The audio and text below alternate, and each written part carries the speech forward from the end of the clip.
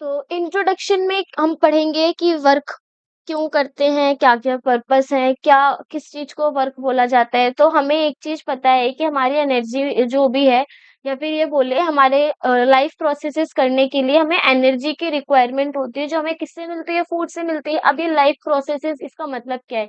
जो भी हमारी लाइफ के लिए इम्पोर्टेंट प्रोसेस बॉडी के अंदर होते हैं, उसको हम बोलते हैं लाइफ प्रोसेस। जैसे बॉडी के अंदर हमारा एक सर्कुलेटरी सिस्टम वर्क करता है।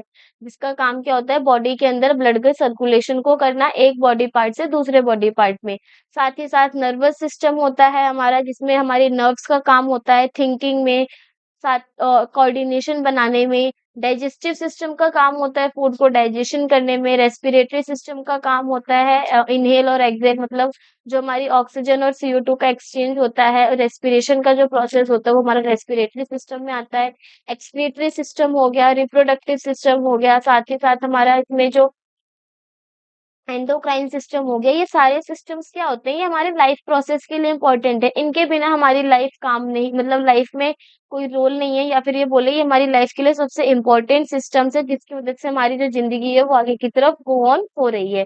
तो अब इस लाइफ प्रोसेस को करने के लिए हमें एनर्जी की रिक्वायरमेंट है, साँस लेना, साँस छोड़ना, बॉडी के अंदर फूड का डाइजेशन होना, ये सारी चीज़ें जितनी भी हमारी बॉडी के अंदर लाइफ प्रोसेस कंडक्ट हो रहे हैं, चल रहे हैं, उसके लिए हमें किसकी रिक्वायरमेंट होती है? एनर्जी की। और ये एनर्जी हमें किससे मिलती है? फूड से मिलती है, जो भी हम खाना खाते हैं उससे हमें एनर्जी मिलती है, जिसकी मदद से हमारे बॉडी के अंदर के सारे लाइफ प्रोसेस होते हैं। अब जो कुछ इसमें हमारे पास एग्ज़ाम्पल दे रखे हैं, जैसे हमें कुछ एक्टिविटीज़ करनी होती है, प्लेइंग खेलने के लिए, सिंगिंग गाना गाने के लिए, रीडिंग करने के लिए, राइटिंग करने के लिए, कुछ भी चीज़ सोचने के लिए, जंप करने के लिए, साइक्लिंग, रनिंग बहुत सारी ऐसी एक्टिविटीज़ हैं, बहुत सारी एक्टिविटीज़ को करने के लिए हमें किसकी रिक्वायरमेंट होती है? एनर्जी की रिक्वायरमेंट होती है। और इन्हीं एनर्जी के रिक्वायरमेंट को फुलफिल करने के लिए हम किसका यूज़ करते हैं? फूड क्योंकि फूड की मदद से हमें एनर्जी मिलती है और इसी एनर्जी की वजह से हम बहुत सारी एक्टिविटीज़ को कर सकते हैं।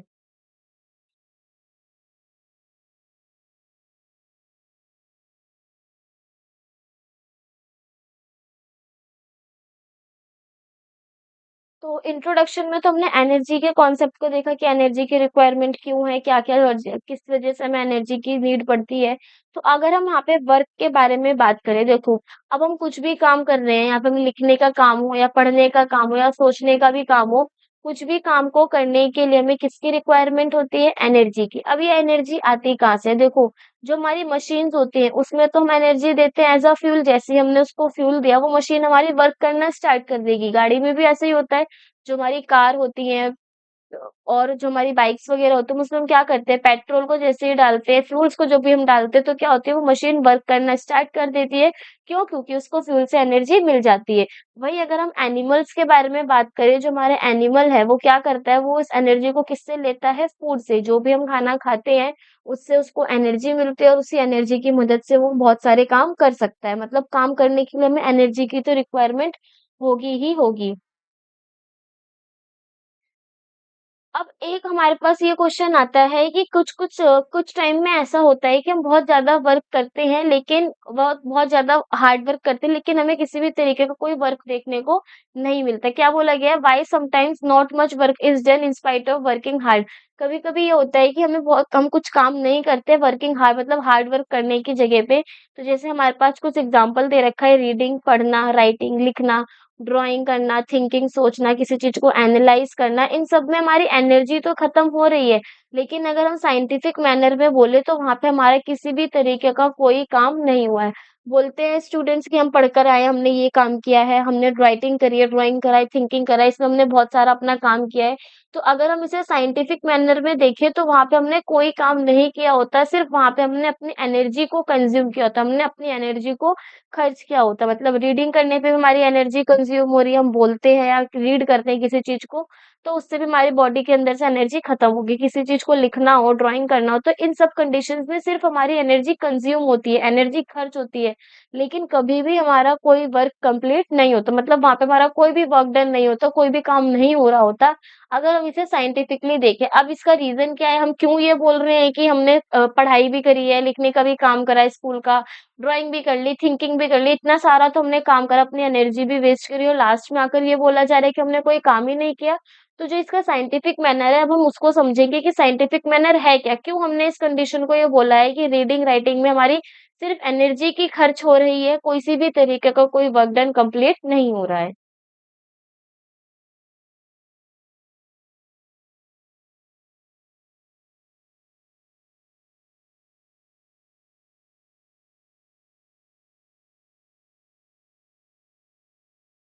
अब हमारे पास देखो एक एग्जांपल दे रखा है यहाँ पे, ये जो आदमी है वो क्या कर रहा है, वो इस वॉल को, ये जो हमारे पास वॉल गिवन है, इस वॉल पे कंटिन्यू धक्का लगा रहा है, उसको पुश कर रहा है कि वो जो वॉल है वो चलने लगे। तो यहाँ पे वो क्या कर रखा है, दे रखा है हमें example, a man is completely exhausted, एक जो आदमी है वो पूरा एग्जॉस्ट हो गया, परेशान हो गया, उस वॉल को धक्का देते देते ट्राई कर रहा है कि मैं उस वॉल को जब पुश करूंगा, धक्का दूंगा तो वो क्या होगा, वो आगे या पीछे की तरफ मूव करेगी, लेकिन इस कंडीशन में क्या होता है, but work done is zero as wall is stationary. पर हुआ क्या, ये जो हमारा वर्क डन है वो जीरो है, उसने कोई काम नहीं करा, और जो हमारी वॉल है वो वहीं की वहीं पर है, मतलब वो रेस्ट पोजीशन पर है, ना वो आगे की तरफ मूवमेंट करी है, ना वो पीछे की तरफ मूवमेंट करी, बस जो यहाँ पे हमारा आदमी खड़ा है उसकी क्या खत्म हुई है, एनर्जी खत्म हुई है।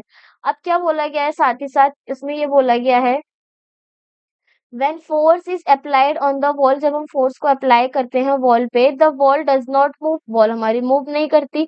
इसी वजह से हम क्या बोल रहे हैं कि वहां पे किसी भी तरीके का कोई काम नहीं हुआ है। तो यहाँ पे हमारे पास दो एग्जांपल्स दे दिए कि हम रीडिंग रीडिंग करते हैं, राइटिंग करते हैं, या कुछ भी थिंकिंग एनालाइजिंग का कॉन्सेप्ट करते हैं, तो वहां पे हम देखते हैं सिर्फ और सिर्फ हमारी एनर्जी कंज्यूम होती है, एनर्जी का खर्च होता है, किसी भी तरीके का कोई वर्क डन देखने को नहीं मिलता।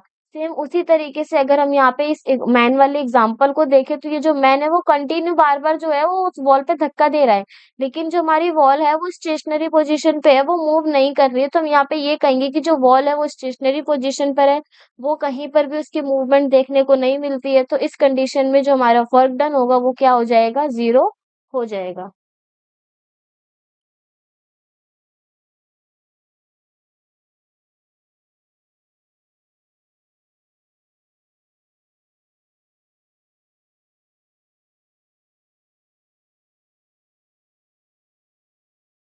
अब बारी आती है साइंटिफिक कॉन्सेप्ट की। अभी हम बात कर रहे थे ना कि राइटिंग रीडिंग में सिर्फ हम एनर्जी कंज्यूम कर रहे हैं, हमने कोई काम नहीं किया। अगर हम साइंटिफिकली देखें तो अब हम इस वर्क के साइंटिफिक कॉन्सेप्ट को देखेंगे। तो साइंटिफिक कॉन्सेप्ट में क्या दे रखा है कि work is done when a force produces motion in a body. मतलब देखो, अगर हम इसको यहाँ पे समझें, हमारे पास एक ऑब्जेक्ट दे रखा है,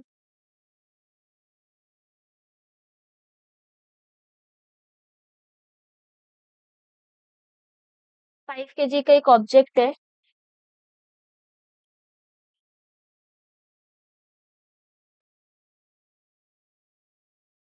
और यहाँ पे हमारे पास एक खड़ा है। उसने क्या करा,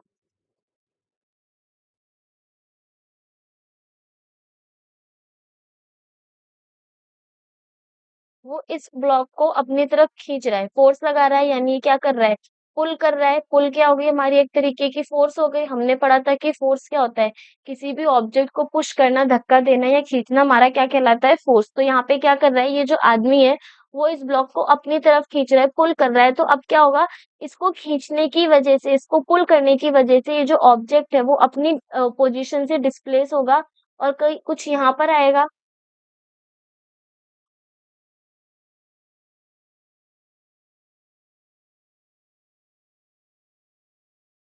अगर हम इसी को देखें तो ये हमारा सरफेस हो गया। इस सरफेस पे हमारे पास ये ब्लॉक प्रेजेंट है, वो कितने केजी का है, 5 kg का, ठीक है। इसको हमने अपनी तरफ पुल करा, पुल करने पे क्या हुआ, ये जो ऑब्जेक्ट है वो डिस्प्लेस होकर के यहाँ पर आ गया, उसने कुछ मोशन क्रिएट करा और उसकी पोजीशन क्या हो गई, चेंज हो गई, मतलब वो ए पोजीशन से बी पोजीशन पर आ गया। तो यही हमारा क्या कहलाएगा, वर्क डन। वर्क डन हमारा तब होगा, हम ये बोलेंगे कि हमारा काम तब हुआ है जब हम किसी भी ऑब्जेक्ट पे फोर्स को अप्लाई करें, और फोर्स को अप्लाई करने की वजह से वो बॉडी मोशन में आए, मतलब वो जैसे ए पोजीशन से बी पोजीशन पे आया, वो कुछ टाइम तक डिस्प्लेस हुआ, उसने कुछ दूरी तय करी, वो कुछ दूरी तक गया, वही हमारा क्या कहलाएगा? वर्क डन कहलाएगा। ठीक है, देखो नीचे हमारे पास इसकी डेफिनेशन भी देखिए, वर्क इज स्टेट ऑफ हम ये कहेंगे कि वर्क हमारा हुआ है कब? जब हम फोर्स को लगाएंगे किसी बॉडी के ऊपर और वो जो बॉडी है वो मूव करने लगेगी किसकी वजह से? फोर्स की वजह से। जैसे हमारे पास यहाँ पर हो रहा था जब हम 5 kg के ब्लॉक को पुल कर रहे थे, तो उसी फोर्स की वजह से जो हमारा 5 kg का ब्लॉक है वो अपने ए पोजीशन से बी पोजीशन पे मोशन करके गया है। तो इस कंडीशन को हम ये बोलेंगे कि हमारा यहाँ पे वर्क डन हुआ है। तो वर्क डन हमारी एक इम्पोर्टेंट कॉन्सेप्ट है, क्योंकि चैप्टर ही हमारा वर्क एंड एनर्जी है, तो सबसे पहले तो वर्क क्लियर होना चाहिए। तो वर्क की सिंपल सी डेफिनेशन ऐसे याद करनी है कि अगर हम किसी भी ऑब्जेक्ट पे फोर्स लगाते हैं और वो उस फोर्स की वजह से मूव में मोशन में आता है या तो उसी को हम क्या कहेंगे? वर्क डन कहेंगे।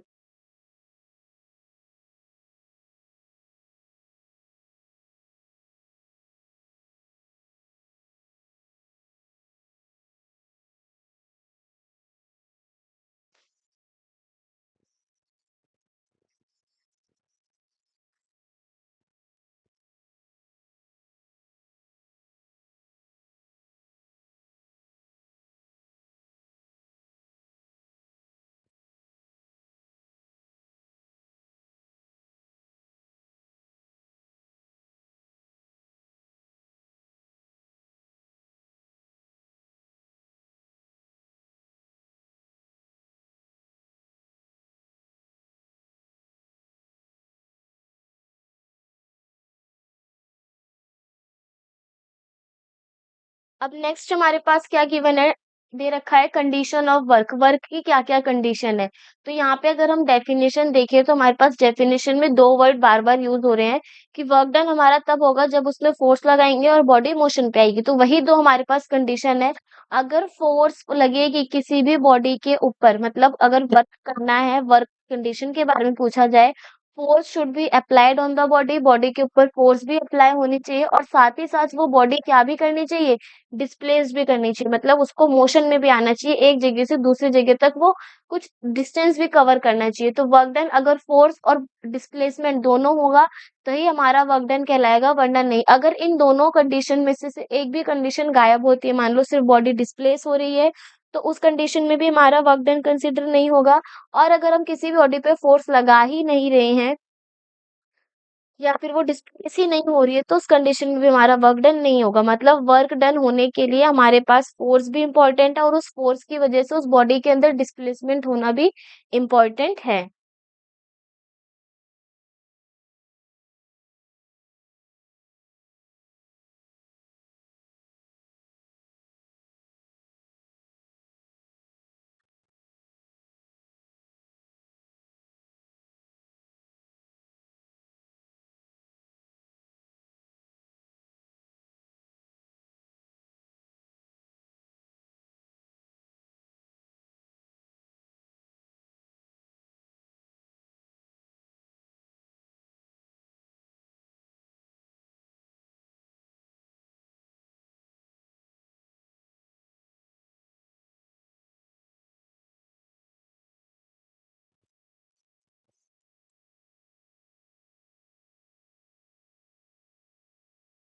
अब क्या बोला गया है? Work is done. देखो कुछ एग्जांपल्स दे रखे हैं कि वर्क किस कंडीशन में होगा। देखो सबसे पहला दे रखा है अ cyclist is pedalling the cycle. जो हमारा साइक्लिस्ट है, जो साइकिल चलाते हैं, वो क्या करेंगे?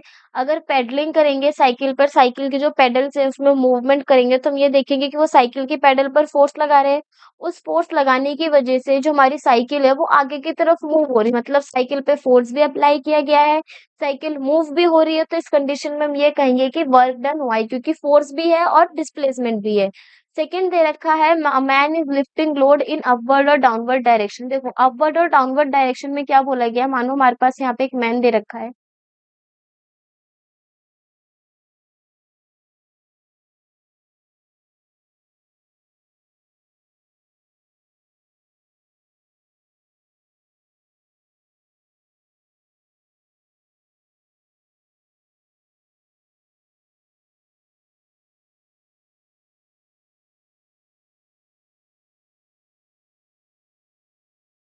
अब क्या होगा? अगर ये आदमी, ये जो मैन है, वो क्या करेगा? वो लिफ्ट करेगा लोड इन अपवर्ड, वो क्या करेगा इस बॉक्स को उठाएगा और अपवर्ड डायरेक्शन में मूव कराएगा।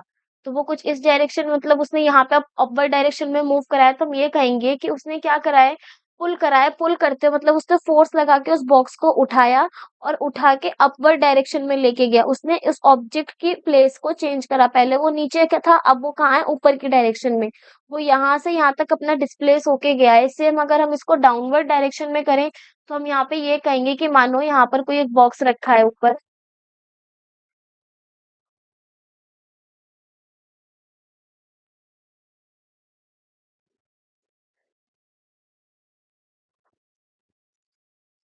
अब क्या करेंगे इस बॉक्स को नीचे डाउनवर्ड डायरेक्शन में उठा के अगर हम यहाँ पे रखते हैं ये आदमी, तो ये कहेंगे कि उसने फोर्स लगाई इस पे जिसकी मदद से उसको उठाया और उसको डिस्प्लेस करा, उसको अपनी जगह से चेंज करा, उसकी पोजीशन को चेंज करा। तो इस कंडीशन में क्या कहेंगे कि हमारा वर्क डन हुआ है। तो जब हमारा कोई भी कुली क्या करता है, किसी भी लोड को उठाकर अपने सर पर रखता है या सर से नीचे जमीन पर लाकर रखता है, तो हम कहते हैं कि वहां पे उसने क्या करा है, वर्क को किया, मतलब वहां पे वर्क डन हुआ है हमारा।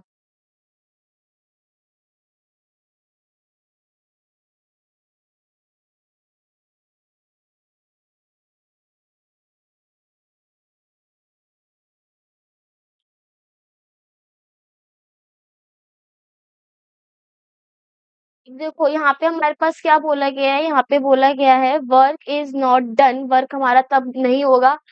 वर्क हमारा कब नहीं होगा उसकी आगे कंडीशन है, तो पहले दे रखा है a coolie carrying some load on his head and stand stationery.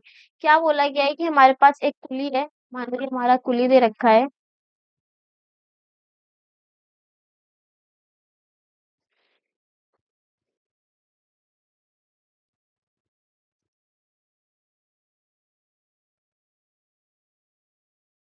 इस कुली के सर पर क्या कर रखा है हमने, वर्क को लोड कर रखा है, लेकिन वो किस पोजीशन पर, रेस्ट है, स्टेशनरी है, मतलब वो कहीं पर भी मूव नहीं कर रहा है। तो यहाँ पे लिख सकते हैं हम नो मूव।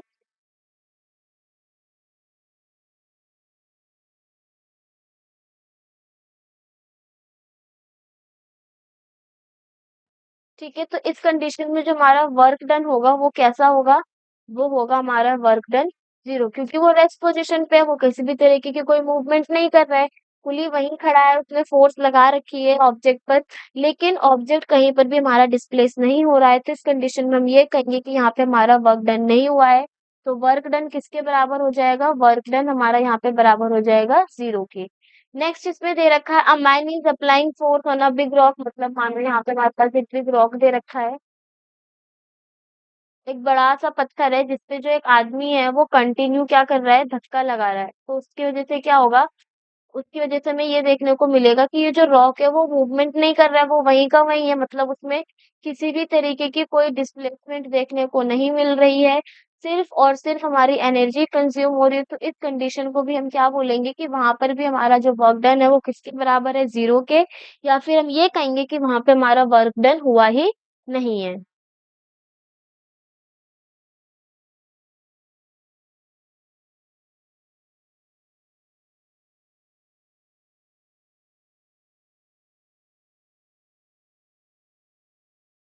अब हमारे पास कुछ यहाँ पे पॉइंट्स दे रखे हैं कि कब वर्किंग कब होगा, हम कब कहेंगे कि वर्क हुआ है। तो सबसे पहले देखो हमारे पास इसमें पॉइंट दे रखा है अब moving objects come to rest, हमारा एक मूव करता हुआ ऑब्जेक्ट रेस्ट पर आ जाएगा।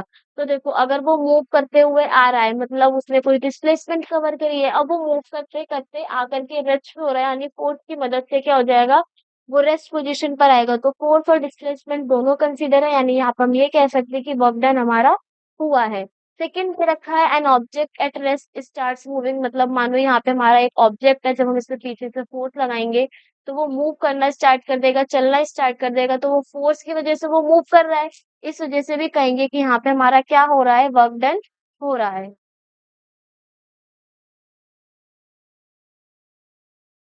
थर्ड दे रखा है हमें velocity of an object change. देखो वेलोसिटी में अगर चेंज होगा, वेलोसिटी में अगर चेंज हो रहा है तो भी हम कहेंगे कि उसमें वर्क डन है, क्योंकि वेलोसिटी कब चेंज होगी, जब हम उसको एक्सेलरेट करेंगे।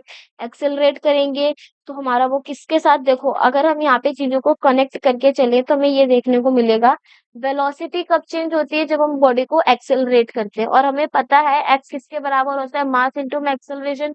अगर एक्सेलरेशन चेंज हो रही है तो कहीं न कहीं उसपे फोर्स भी लग रही होगी। अगर फोर्स लग रही है, एक्सेलरेशन चेंज हो रहा है, तो जो बॉडी है वो मोशन में होगा यानी उसमें कुछ डिस्प्लेसमेंट पाई जाएगी। तो भी इस कंडीशन में हम क्या कहेंगे कि वर्क डन हमारा देखने को मिल रहा है। फोर्थ दे रखा है shape of body shape of an object change मतलब किसी भी ऑब्जेक्ट की जो शेप है वो भी क्या करेगी चेंज करेगी। इसका एग्जांपल कैसे होगा देखो मानो हमारे पास ये बॉल दे रखी है। इस बॉल पे हमने इधर से भी फोर्स लगाया और इधर से पहले वो जो थी वो कुछ इस पोजीशन पर थी लेकिन जब हमने उसको फोर्स लगाया तो हमने देखा फोर्स लगने की वजह से जो उसकी डिस्टेंस है वो क्या हो गई है कम हो गई है तो भी हम यहाँ पे क्या कहेंगे कि हमारा वर्क डन हुआ है क्यों क्योंकि हमारी बॉडी पे फोर्स हमने अप्लाई करा जिसकी मदद से वो क्या हुई है वो डिस्प्लेस हुई है उसका जो डिस्टेंस रीजन है वो कम हुआ है तो यहाँ पर भी हम ये कह सकते हैं कि वर्क डन हमारा देखने को मिला है।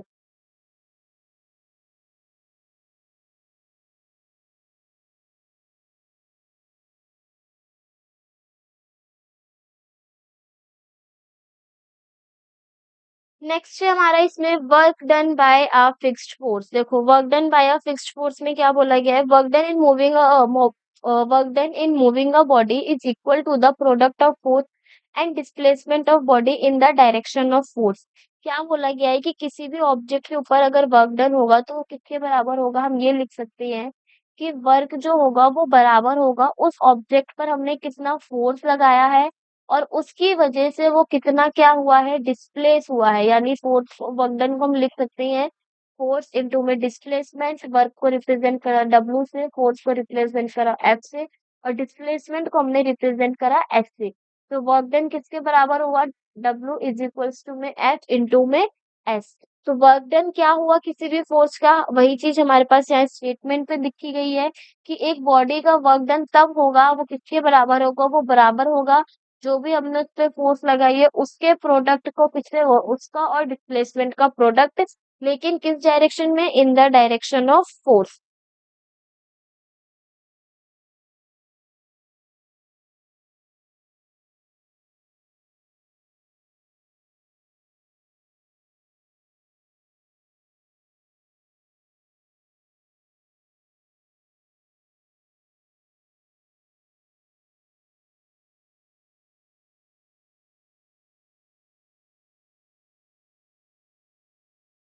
जो हमारा वर्क डन होता है वो कैसे क्वांटिटी है वो हमारी एक तरीके की स्केलर क्वांटिटी है। एक हमें ये भी याद रखना है कि कौन सी क्वांटिटी स्केलर है और कौन सी क्वांटिटी वेक्टर है।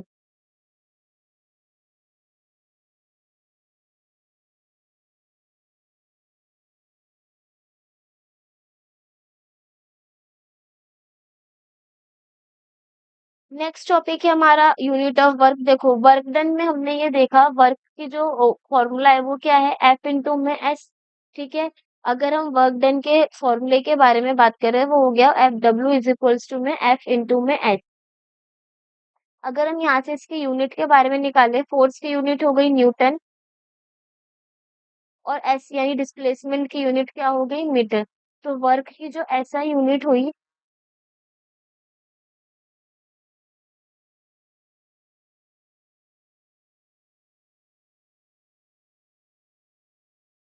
ऐसा unit of work is newton metre यानी एनएम और जूल। तो हमें यहाँ पे कौन सी वाली याद रखनी है जूल वाली डेफिनेट यूनिट को याद रखनी है।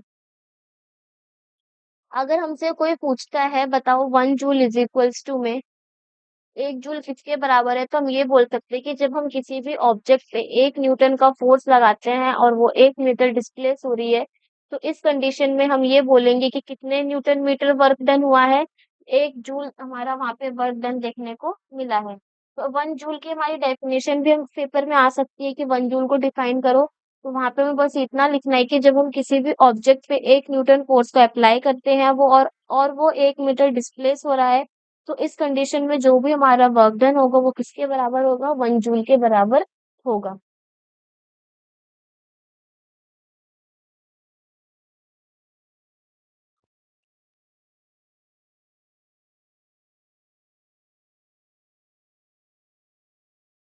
अब बोला क्या है the amount of work done. देखो जो हमारा वर्क डन है वो किस पे डिपेंड करता है। जो भी हमारा डिपेंडेंसी के कॉन्सेप्ट होते हैं ना वो हमें फॉर्मूले से ही डिराइव करने होते हैं। तो हम यहाँ पे ये देखेंगे वर्क डन बराबर है फोर्स इंटू में डिस्प्लेसमेंट के, यानी वर्क जो है वो हम ये कह सकते हैं वर्क हमारा डायरेक्टली प्रोपोर्शनल है फोर्स के, और वही वर्क हमारा डायरेक्टली प्रोपोर्शनल है किसके, डिस्प्लेसमेंट के। मतलब अगर हमारा एफ की वैल्यू ज्यादा होगी तो वर्क डन भी क्या होगा, ज्यादा। अगर हमारी एफ की वैल्यू कम होगी तो वर्क डन भी कैसा होगा, कम होगा। सेम ऐसे यहाँ पर भी अगर हम देखें अगर डिस्प्लेसमेंट ज्यादा है तो वर्क डन भी कैसा है, ज्यादा। अगर डिस्प्लेसमेंट कम है तो वर्क डन भी कैसी होगी, कम होगी। तो यहाँ पे हमें बस रिलेशन याद रखने हैं, वो किससे याद होंगे, फॉर्मूले से। अगर हमारा वर्क डन डायरेक्टली प्रोपोर्शनल है फोर्स के तो उससे हमारा अगर एक वैल्यू बढ़ेगी तो दूसरी वाली भी बढ़ेगी। सेम वही हमारा जो वर्क डन है वो डायरेक्टली प्रोपोर्शनल है किसके, डिस्प्लेसमेंट के। तो ये हमारी वर्क डन की डिपेंडेंसी हो गई कि किस कंडीशन में हमारा वर्क बढ़ेगा और घटेगा। तो हम यहाँ पे ये देखते हैं कि फोर्स और डिस्प्लेसमेंट दोनों कंडीशन में हमारा इस पे डायरेक्टली प्रोपोर्शनल है। तो अगर एक वैल्यू हमारी बढ़ेगी तो दूसरी वाली वैल्यू भी हमारी क्या होगी, बढ़ेगी।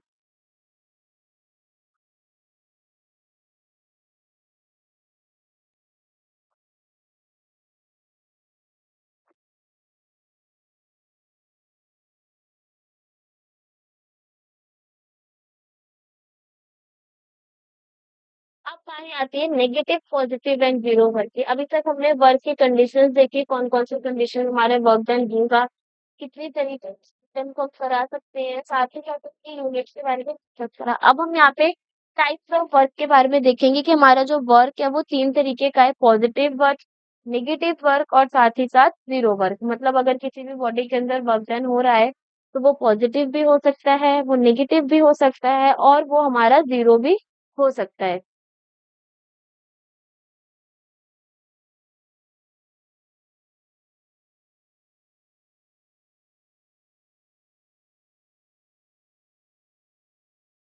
अब फर्स्ट कंडीशन हमारी इसमें गिवन है work done is positive when a force acts in the direction of motion of the body. क्या बोला गया है, देखो हमारे पास ये एक ब्लॉक गिवन है, ठीक है। ब्लॉक बोलो या तो कार बोलो।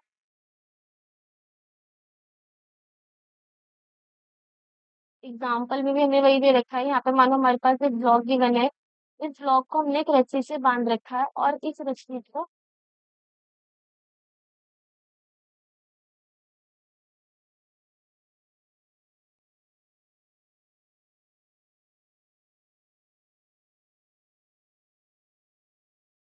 क्या हो रहा है देखो, इस ब्लॉक को जब ये पुल कर रहा है अपनी तरफ, जब ये आगे खींच रहा है इस ब्लॉक को, तो इसको हमने फोर्स लगाई इस डायरेक्शन पे और हमने क्या देखा, फोर्स लगाने की वजह से ये जो ब्लॉक है वो आगे की तरफ ही मूव कर रहा है, यानी इसकी डिस्प्लेसमेंट भी फोर्स के डायरेक्शन में ही है। तो हम यहाँ पे ये कहेंगे कि जब हम फोर्स को अप्लाई करते हैं और जो हमारी डिस्प्लेसमेंट है अगर वो सेम डायरेक्शन पे होती है तो इस कंडीशन में जो हमारा वर्क डन होता है वो कैसा होता है, पॉजिटिव वर्क डन होता है। जैसे वही लिखा है work done is positive. Work done हमारा तब पॉजिटिव होगा जब हम फोर्स अप्लाई करेंगे किसी बॉडी पे और वो उसी फोर्स की डायरेक्शन में क्या करना स्टार्ट कर देगा, मोशन करना स्टार्ट करेगा।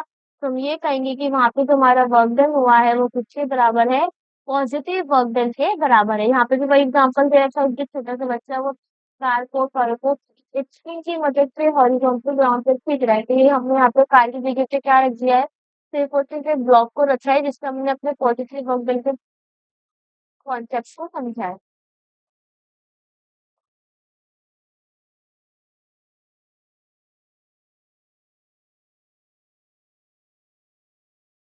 नेक्स्ट पे रखा है work done is negative when force act opposite to the direction of the motion of the body. अब यहाँ पे क्या होगा, यहाँ पे ये होगा कि मान लो तुम्हारी फोर्स है वो इस डायरेक्शन में लग रही है किसी भी ऑब्जेक्ट से और जो बॉडी है वो अपोजिट डायरेक्शन में डिस्प्लेस कर रहा है। इस कंडीशन में कौन सा वर्क डन होगा, हमारा नेगेटिव वर्क डन होगा।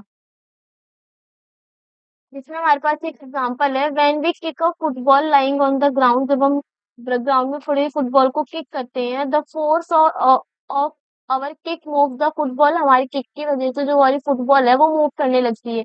Here direction of force applied and motion of football is same. तो वर्क डन इज पॉजिटिव। ठीक है, जब हम क्या करेंगे, मानो कि हमारे पास एक बॉल है, फिर तो हमने इधर से किक किया, किक करने पर क्या होगा, हमने इधर की साइड में फोर्स अप्लाई करा, मतलब बॉल की तरफ हमने फोर्स को अप्लाई करा, और जो बॉल है वो हमारी उसी डायरेक्शन में मूव करेगी। लेकिन but when football flows due to force of friction acting in direction opposite to direction of motion of football, thus work done is negative. देखो, हमें एक चीज पता है कि हर एक ऑब्जेक्ट में अगर इधर की साइड फोर्स लग रही है तो उसके अपोजिट में फोर्स काम करती है, जो उसके चलने में, जो उसके मोशन में रुकावट पैदा करते हैं, उस फोर्स को हम क्या बोलते हैं, फ्रिक्शन फोर्स बोलते हैं। तो वही बोला गया है कि जब हम बॉल को हिट करते हैं तो वो आगे की ही डायरेक्शन में डिस्प्लेस करेगी, जिसमें हमारा पॉजिटिव वर्कडन देखने को मिलेगा। लेकिन जैसे जैसे उसकी स्पीड स्लो होगी, वो धीरे होगी, उसकी स्पीड धीमी होने की वजह से, किसकी वजह से, फ्रिक्शन फोर्स एक्ट होने की वजह से उसकी स्पीड स्लो होगी, और वो फ्रिक्शनल फोर्स हमारा हमेशा किसी भी दिए गए फोर्स के अपोजिट डायरेक्शन में लगता है। यानी फोर्स हमारी अपोजिट डायरेक्शन में लग रहा है, तो इस कंडीशन में जो हमारा वर्क डन होगा वो कैसा होगा, वो नेगेटिव कंसिडर किया जाएगा।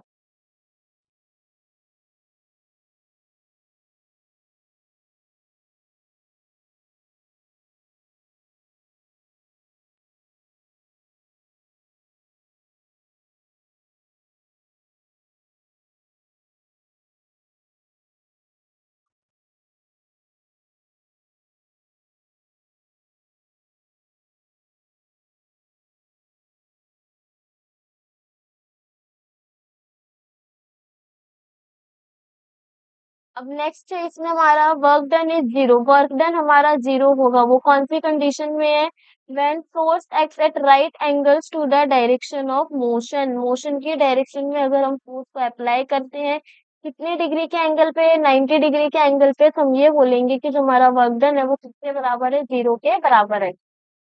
इसका मैं एग्जांपल दे रखा है, the moon moves around the earth in circular path. जो हमारा मून है वो अर्थ के अराउंड सर्कुलर पाथ में मूव करता है।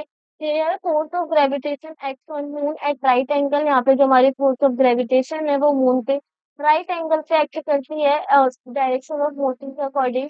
तो यहाँ पे हम क्या बोलेंगे, वर्क डन क्या है, जीरो। देखो, वैसे जो हमारा वर्क डन का फॉर्मूला होता है वो बराबर होता है डब्ल्यू इक्वल्स टू में एफ इंटू एफ, या फिर ये तो बोले जाए कि जो हमारा वर्क है वो बराबर होता है एफ एस कॉस थीटा। अब ये कॉस थीटा क्या आया, कॉस थीटा ये है कि मानो हमारे पास एक ब्लॉक गिवन है, उस ब्लॉक से हमने क्या कराया, उस ब्लॉक पे हमने कुछ एंगल से क्या लगाया है, फोर्स को अप्लाई करा है। तो ये फोर्स कितने डिग्री एंगल से अप्लाई की गई है और उसकी वजह से वो कितना डिस्प्लेस हुआ है, इसी को हम क्या बोलते हैं, वर्क बोलते हैं। तो यहाँ पे क्या बोला गया है, देखो यहाँ पे ये बोला गया है कि वर्क डन हमारा जीरो कब होगा, तो हम फोर्स को अप्लाई करेंगे कितने डिग्री के एंगल पे, 90 डिग्री। मतलब ये हमारा मानो ब्लॉक है, इसको हमने फोर्स अप्लाई करिए 90 डिग्री एंगल की, यानी जो हमारा ये वैल्यू हो जाएगी डब्ल्यू इज इक्वल्स टू में एस कॉस 90 डिग्री। और कॉस 90 की वैल्यू हमें याद होनी चाहिए, वो कितनी है, जीरो। वैसे तो ये हमारा 10th क्लास का कॉन्सेप्ट है, तो हमें बस याद होगा कि डब्ल्यू इज इक्वल्स टू में एफ एस कॉस 90 की वैल्यू जीरो, यानी ओवरऑल वैल्यू क्या हो जाएगी, जीरो हो जाएगी।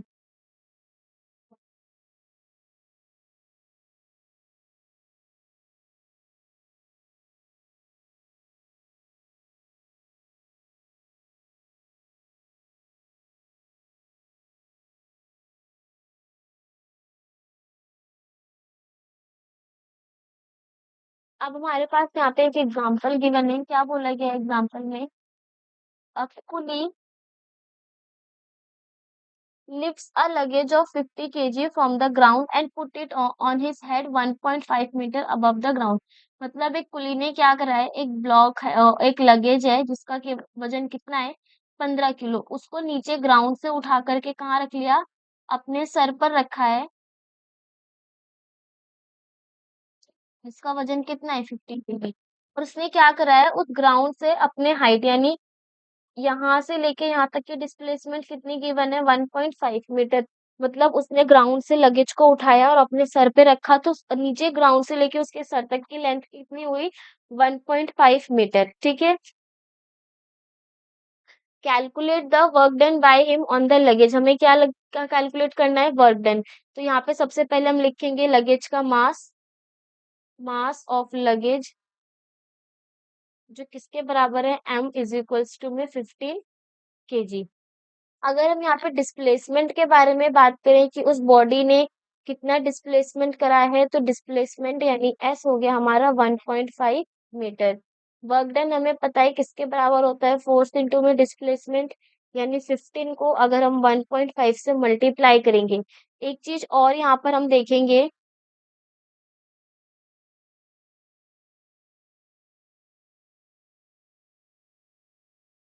कि जो ये हमारा 15 है वो क्या दे रखा है, वो लगेज का मास दे रखा है, वो हमें यहाँ पे फोर्स गिवन नहीं है। और हाँ, एक चीज यहाँ पे हमें और नोटिस ये करनी है कि जो हमारा ये लगेज है यानी ये जो ब्लॉक है, उस पे नीचे की डायरेक्शन में फोर्स लग रही होगी जिसको हम क्या बोलेंगे, f g, f is equals to में एम जी, यानी इस पे हमारी नीचे की डायरेक्शन पे फोर्स अप्लाई हो रही होगी जो किसके बराबर होगी, एफ इज इक्वल्स टू में एम इंटू में जी। मास कितना है हमारा 15, और जो हमारी जी की वैल्यू है वो कितनी होती है, 9.8 metre per second square. But हम यहाँ पे जी को 9.8 ना लेके कितना लेते हैं, 10 लेते हैं ताकि कैलकुलेशन इजी इजी हो जाए। तो जो वैल्यू है वो कितनी आएगी, 150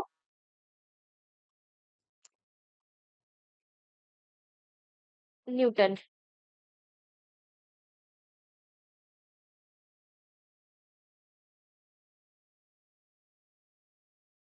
अब यहाँ से हमारी फोर्स की वैल्यू आ गई, इसको यहाँ पे हम पुट करेंगे 150 इंटू में 1.5 को अगर हम मल्टीप्लाई करेंगे अब डिस्प्लेसमेंट से, तो यहाँ पे हमने पॉइंट हटाया, इस जीरो से हमारा जीरो कैंसिल हो जाएगा। 15 को 15 से मल्टीप्लाई करेंगे, वैल्यू कितनी आएगी, 225 जूल। तो यहाँ पे हमने क्या कराया है, लगेज का पहले फोर्स निकाला है। फोर्स क्या होगा, जो हमारा ब्लॉक है अगर वो उसके सर पे रखता है तो वहां पे उस पे नीचे की डायरेक्शन में फोर्स लगेगी, ग्रेविटेशनल फोर्स, वो क्या होगी, एफ इज इक्वल्स टू में एम इंटू में जी। हमने फोर्स की वैल्यू को निकाला और वर्क के फॉर्मूले में पुट करके वहां से वर्क डन को कैलकुलेट कर लिया।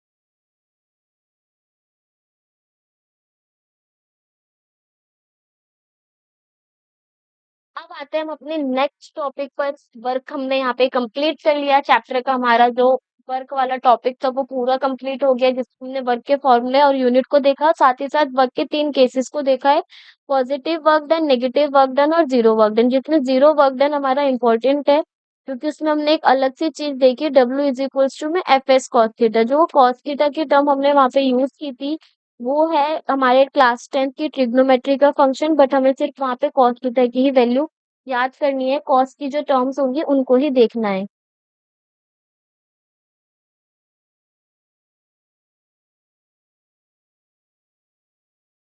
तो अब हम पढ़ेंगे एनर्जी के बारे में। एनर्जी क्या होती है, देखो अभी तो हम स्टार्टिंग में ही हमने इंट्रो में किया था कि हमें जो भी काम करना है उसके लिए हमें एनर्जी की रिक्वायरमेंट होती है। तो वही चीज बोलेगी, the capacity of doing work, किसी भी काम को करने के लिए जिस चीज की हमें जरूरत है वो क्या है, एनर्जी है। एनर्जी क्या है, बिना एनर्जी के हम कब किसी भी वर्क को कर नहीं सकते हैं।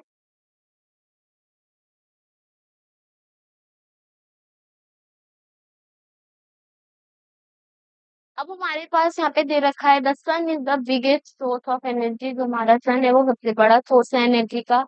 Most of the energy sources are derive from the sun, ज्यादातर जो भी हमारी एनर्जी के सोर्सेज है जिनसे हमें एनर्जी मिलती है, वो भी अपनी एनर्जी कहाँ से लेते हैं, सन से ही लेते हैं। Some energy received from the nucleus of atom, interior of the earth and the tides. कुछ एनर्जी हमें एटम के न्यूक्लियस से मिलती है, रिसीव होती है, इंटीरियर से मिलती है, और कुछ जो हमारी टाइड्स लहरें उठती बैठी, लहरें जो है समुद्र में आती जाती है, उनको वजह से भी हमें एनर्जी मिलती है। तो यहाँ पे हमारे पास कुछ सोर्सेज दे रखी हैं।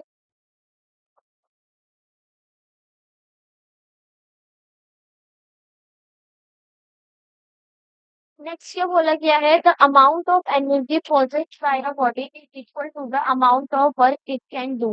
जो हमारी अमाउंट ऑफ एनर्जी होगी किसी भी बॉडी की, वो किसके बराबर होगी, कितना अमाउंट वो वर्क को कर सकता है। अगर मान लो हमारे पास 5 किलो की 5 किलो हमारे पास कोई भी वेजिटेबल है, तो जो हमारी सब्जी है वो 5 किलो के अंदर बनेगी। तो वही बोला गया है कि जो हमारी अमाउंट ऑफ एनर्जी है किसी बॉडी की, वो बराबर है कि उसमें कितना अमाउंट ऑफ वर्क डन हो रहा है।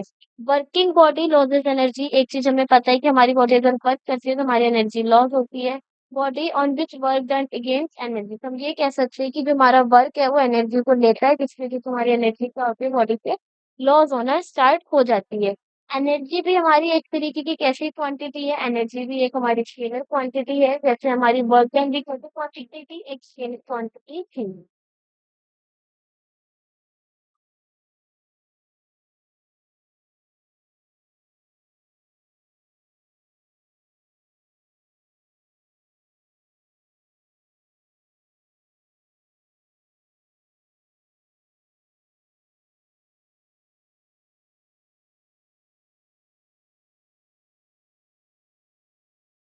अब बारी आती है यूनिट की। एनर्जी की यूनिट क्या होती है, देखो, जो हमारी वर्क की यूनिट होती है, वर्क डन की, वही हमारी एनर्जी की भी यूनिट है। The SI unit of energy is joule. Energy की भी यूनिट क्या हुई, जूल। लेकिन अगर हम इसकी बड़ी यूनिट के बारे में बात करें तो वो किसके बराबर होती है, किलो जूल यानी केजी। अगर यहाँ से हम एक फॉर्मूले को डिराइव करें तो हम देखते हैं कि 1 किलो जूल को हम क्या लिख सकते हैं, 1 किलो में 1000 ग्राम, तो यानी 1000 जूल। 1 किलो जूल हमारे 1000 जूल के क्या होता है, बराबर होता है। अगर यहाँ से हमारे पास एक क्वेश्चन और निकल के आता है कि 1 जूल एनर्जी को डिफाइन करो, तो 1 जूल एनर्जी को हम कैसे डिफाइन करेंगे, वो हमारा इस तरीके से होगा, द एनर्जी रिक्वायर्ड, मतलब हमें जितनी एनर्जी की रिक्वायरमेंट होगी 1 जूल काम को करने के लिए, टू डू 1 जूल पर, तो क्या होगा इसको मतलब एक पर्सन के लिए कितनी एनर्जी रिक्वायरमेंट होगी, वही हमारा क्या कहलाएगा, 1 जूल एनर्जी कहलाएगा।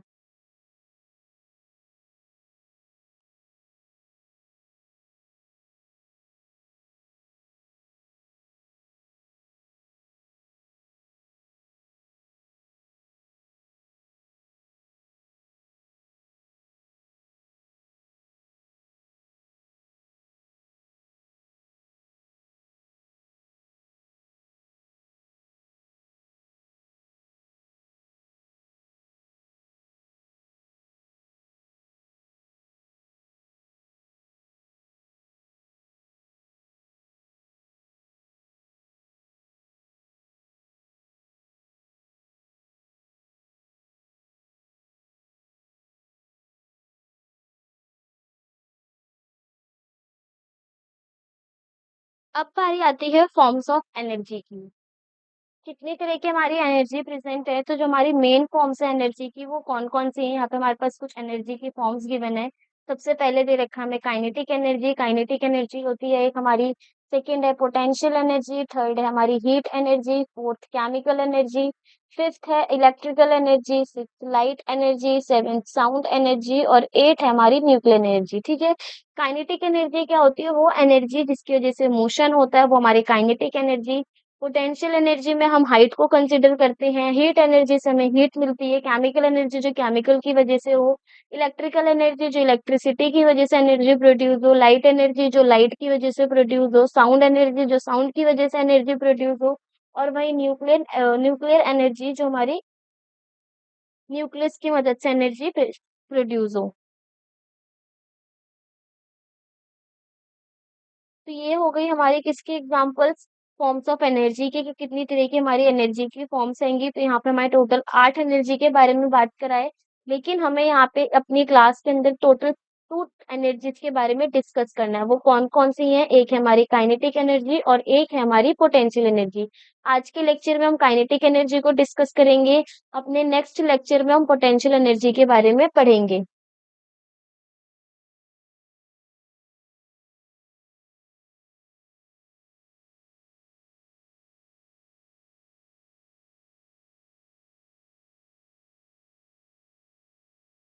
तो सबसे पहले हम बात करते हैं मैकेनिकल एनर्जी की कि मैकेनिकल एनर्जी क्या होती है। Sum of kinetic energy and potential energy of a body is called mechanical energy. तो यहाँ पे अगर हम फॉर्मूले को लिखें तो मैकेनिकल एनर्जी क्या होती है? मैकेनिकल एनर्जी होती है किसी भी बॉडी की जब हम उसकी बॉडी के पोटेंशियल एनर्जी और काइनेटिक एनर्जी को जोड़ देते हैं तो उसकी वजह से जो भी हमें एनर्जी मिलती है वो किसके बराबर होती है? वो होती है हमारी मैकेनिकल एनर्जी के बराबर। उसके साथ-साथ हमें दे रखा है the energy possessed by a body and account on account of its motion और position is called mechanical energy. मतलब जो भी हमारी एनर्जी किसी बॉडी के अंदर पॉसेस होगी उसके मोशन के अकॉर्डिंग, पोजीशन के अकॉर्डिंग, उसी को हम क्या बोलेंगे? मैकेनिकल एनर्जी बोलेंगे। फिलहाल तो हमें सिर्फ सिंपल से इतना याद रखना है कि मैकेनिकल एनर्जी बराबर होता है potential energy plus kinetic energy के।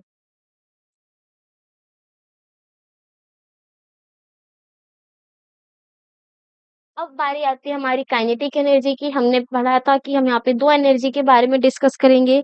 एक होगी हमारी काइनेटिक एनर्जी और एक होगी हमारी पोटेंशियल एनर्जी। तो हमारी जो पहली एनर्जी है वो है काइनेटिक एनर्जी। तो काइनेटिक एनर्जी क्या होती है? वो एनर्जी जो किसी भी बॉडी के मोशन की वजह से हो, उस एनर्जी को हम बोलेंगे काइनेटिक एनर्जी। जैसे हमारे पास कुछ एग्जांपल है, मूविंग क्रिकेट बॉल है वो मूव कर रही है, तो उस कंडीशन में कौन सी एनर्जी होगी? हमारी काइनेटिक एनर्जी। रनिंग वाटर जो हमारा वाटर है वो बह रहा है उसमें मोशन कंसीडर हो रहा है तो इस कंडीशन में भी हमारी कौन सी एनर्जी होगी? Kinetic energy. अब मूविंग बुलेट जो हमारी बुलेट है वो भी मूव कर रही है, काइनेटिक एनर्जी का एग्जांपल। फ्लोविंग विंड मतलब हवा का बहना, मोशन हो रहा है उसमें भी, तो वो कौन सी एनर्जी है? काइनेटिक एनर्जी है।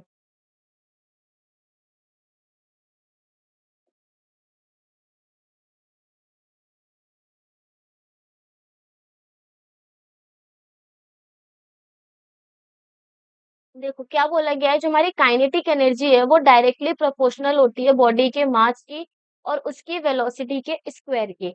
तो अब यहाँ पे अगर हम इसके स्टेटमेंट को लिखें, जो हमारा काइनेटिक एनर्जी दे रखा है वो डायरेक्टली प्रोपोर्शनल है मास के, और ये भी बोला गया है कि काइनेटिक एनर्जी डायरेक्टली प्रोपोर्शनल है उसकी वेलोसिटी के स्क्वायर की।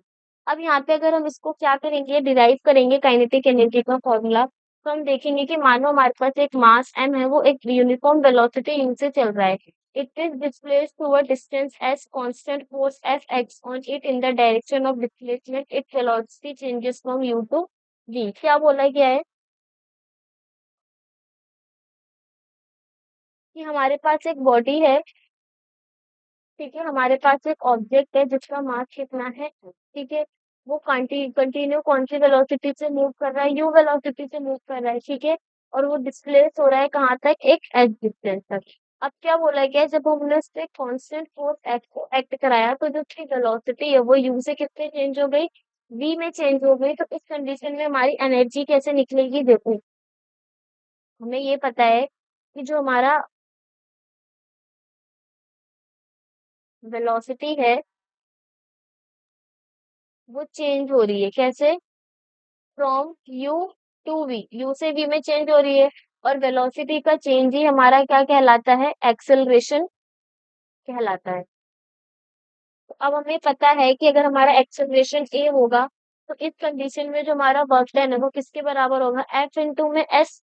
और अगर हम फोर्स को निकालें तो फोर्स किसके बराबर होता है? मास इंटू में एक्सेलरेशन के। तो यहाँ पर हम ये लिख सकते हैं कि W इज इक्वल्स टू में एफ इंटू में एस, और फोर्स की वैल्यू हो गई हमारी,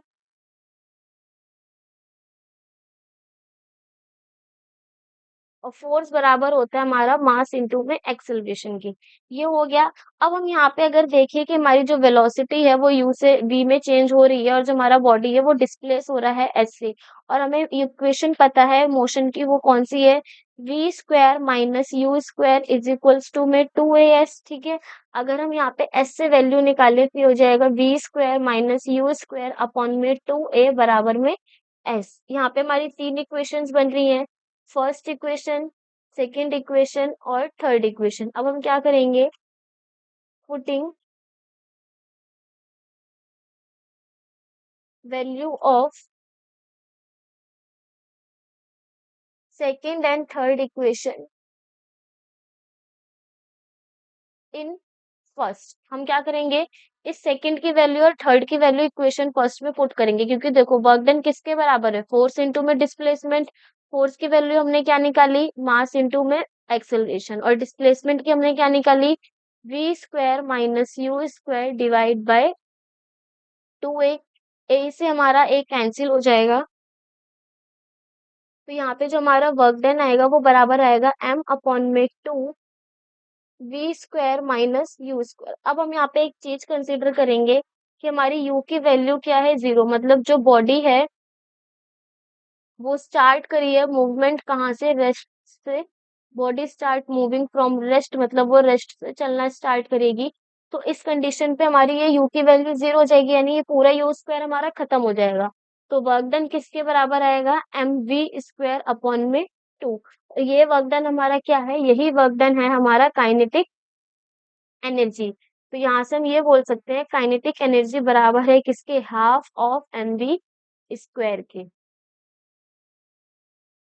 तो ये हो गया हमारा काइनेटिक एनर्जी का फॉर्मूला।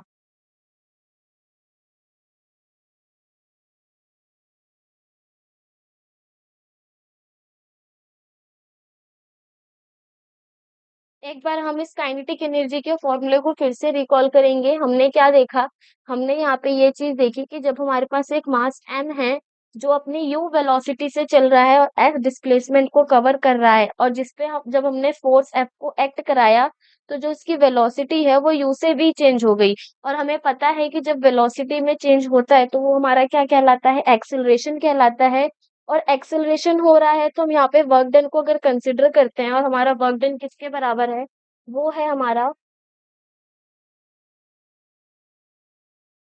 वर्क डन हमारा बराबर है फोर्स इनटू में डिस्प्लेसमेंट के। ये हो गई हमारी फर्स्ट इक्वेशन। हमें पता है फोर्स किसके बराबर होता है, मास इनटू में एक्सेलरेशन के, तो ये हो गई हमारी second equation. Equation of motion होता है हमारा v square minus u square is equals to 2as।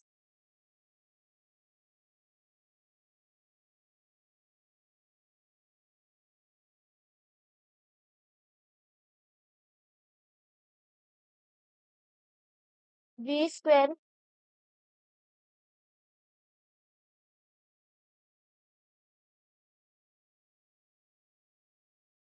V square minus u square is equals to में 2as होता है हमारा, जिससे हमने s की वैल्यू निकाली v square minus u square upon में 2a। उसके बाद हमने क्या करा, सेकंड इक्वेशन और थर्ड इक्वेशन की वैल्यू फर्स्ट वाले इक्वेशन में पुट करी, और यहाँ पे निकाली वैल्यू m अपॉन में 2 v square minus u square, और हमने यहाँ पे u की वैल्यू को 0 कंसिडर करा। और ये देखा कि जो हमारा बॉडी है वो रेस्ट से स्टार्ट करा, तो इस कंडीशन में जो हमारा वर्क डन है वो बराबर आया half of m v square के। और यही वर्क डन हमारा क्या कहलाएगा, काइनेटिक एनर्जी, क्योंकि यहाँ पे जो वर्क डन हुआ है, जो एनर्जी यूज हुई है वो मोशन की वजह से हुई है।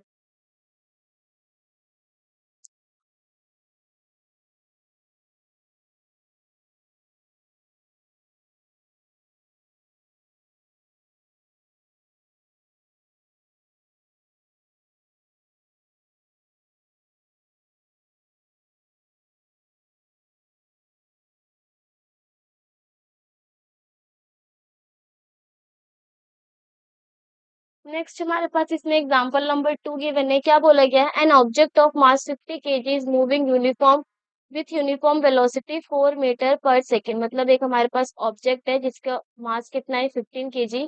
वो यूनिफॉर्म वेलोसिटी v से चल रहा है, यानी 4 मीटर पर सेकेंड से चल रहा है। और क्या बोला गया है, हमें उसकी काइनेटिक एनर्जी निकालनी है। तो देखो सबसे पहले लिखेंगे मास ऑफ ऑब्जेक्ट,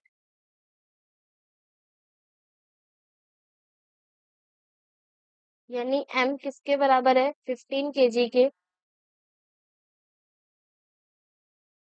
उस ऑब्जेक्ट की वेलोसिटी कितनी है, velocity of the object v बराबर है हमारे 4 मीटर पर सेकेंड के।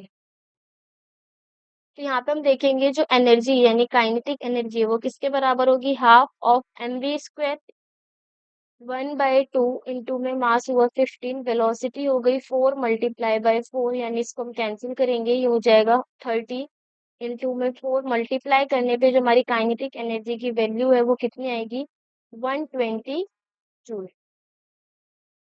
Potential energy. तो पोटेंशियल एनर्जी क्या होती है? देखो काइनेटिक एनर्जी वो एनर्जी थी जो मोशन की वजह से हो रही थी।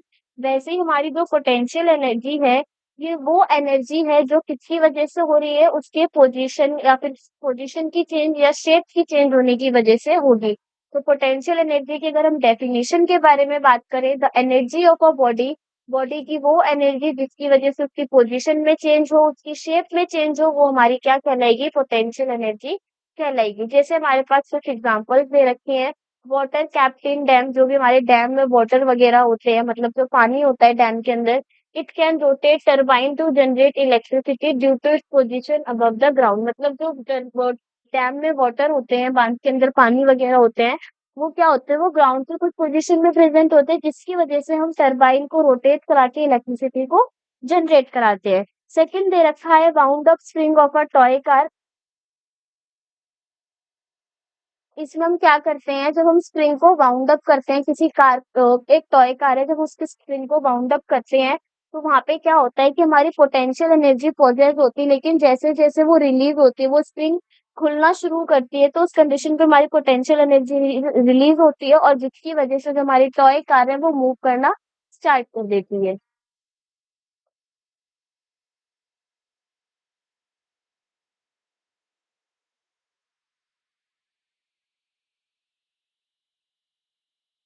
नेक्स्ट इसमें हमारे पास एक एग्जांपल गिवन है, बेंट स्ट्रिंग ऑफ बो। मतलब जो हमारे पास ये धनुष होता है, उसकी जब हम स्ट्रिंग को बेंड करते हैं, तो यहाँ पे हम क्या कर रहे हैं? उसकी शेप को चेंज कर रहे हैं। पहले जो हमारी स्प्रिंग थी, मानो वो स्ट्रेट पोजीशन की थी, लेकिन जैसे ही हम उसमें एरो को लगाते हैं, एरो की मदद से क्या होता है? उसकी स्ट्रिंग की शेप चेंज हो रही है।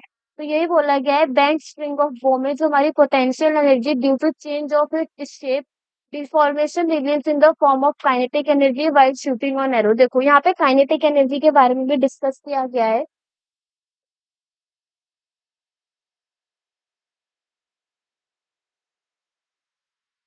तो इसमें काइनेटिक एनर्जी का क्या रोल है? देखो, इसमें एक चीज बोली गई है, ये कहा गया है कि जब हमारा ये मानो हमारे पास एक धनुष है, और इसकी ये स्ट्रिंग लगी है, ये स्ट्रिंग क्या है? अभी नॉर्मल पोजीशन पर है, लेकिन जैसे ही जब इसमें हम एरो को फिट करते हैं, एरो के फिट करने से क्या होता है? ये जो हमारी स्ट्रिंग है, वो इस पोजीशन पर आ जाएगी, पीछे की तरफ एक्सटेंड हो जाती है, और उसके बाद जब हम इसको रिलीज कर देते हैं, तो ये हमारी स्ट्रिंग इस पोजीशन से हट के नॉर्मल अपनी पोजीशन पर आती है, और ये जो तुम्हारा एरो है वो क्या करने लगता है? मूव करने लगता है। तो इस कंडीशन में क्या होगा? पहले तो यहाँ पे पोटेंशियल एनर्जी चेंज हो रही है, मतलब जो तुम्हारी स्ट्रिंग स्ट्रेट थी उसकी शेप चेंज हुई और वो कर्व हो गई।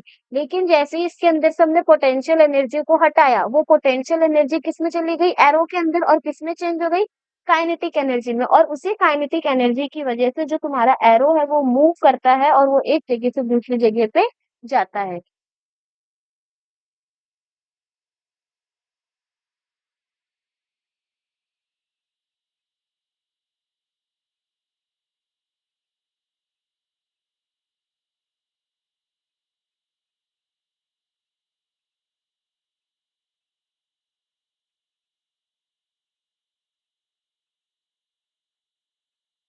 अब नेक्स्ट टॉपिक है हमारा फैक्टर्स अफेक्टिंग पोटेंशियल एनर्जी। ऐसे क्या क्या फैक्टर्स हैं जो हमारे पोटेंशियल एनर्जी को अफेक्ट करते हैं?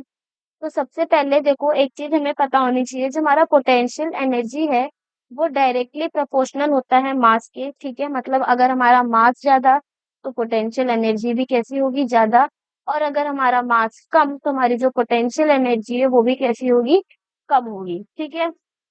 दूसरा, जो हमारा पोटेंशियल एनर्जी है वो डायरेक्टली प्रोपोर्शनल होता है किसके? हाइट के। सेम कॉन्सेप्ट, हाइट ज्यादा तो पोटेंशियल एनर्जी ज्यादा, अगर हाइट कम तो पोटेंशियल एनर्जी भी कैसी हो जाएगी? कम।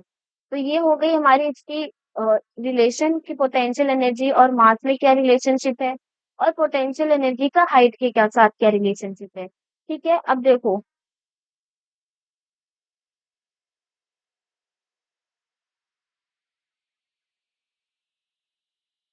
साथ ही साथ हम ये कह सकते हैं कि जो पोटेंशियल एनर्जी है ये क्या करता है? ये चेंज करता है शेप से, है ना? चेंज शेप करता है, तभी तो वो वाला हमारे पास एग्जांपल आया था। इसको हम ये बोल सकते हैं ग्रेटर द, मतलब ये बोलते हैं अगर किसी भी ऑब्जेक्ट को हम जितना ज्यादा खींचेंगे,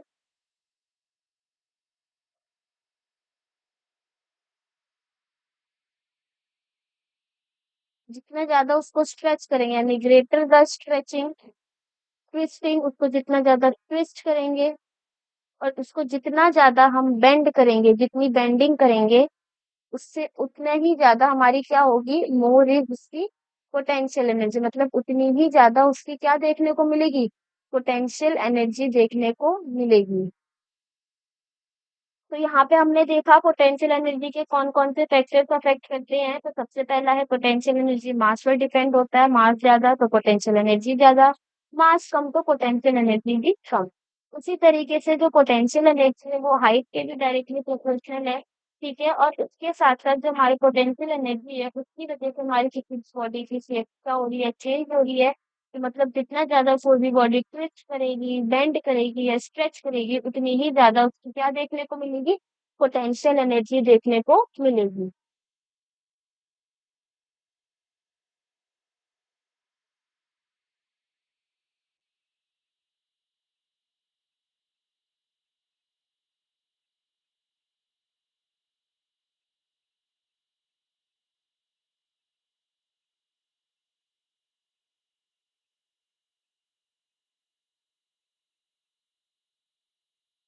नेक्स्ट हेडिंग है हमारी आज की potential energy of an object on a height, मतलब एक ऑब्जेक्ट क्या है, हाइट पर है और हमें क्या निकालना है, पोटेंशियल एनर्जी।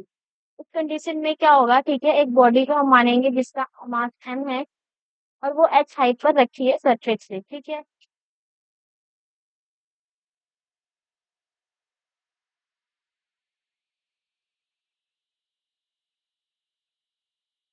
ये होगी हमारी एक सरफेस।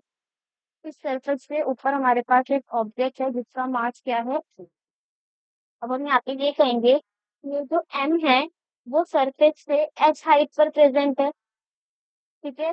और इस बॉडी इस मास m पर क्या लगेगी, नीचे की डायरेक्शन में फोर्स लगेगी जो किसके बराबर होगी, m इंटू में g की, ठीक है। और ये फोर्स किसकी वजह से लग रही है, ये है हमारा ग्रेविटेशनल पुल।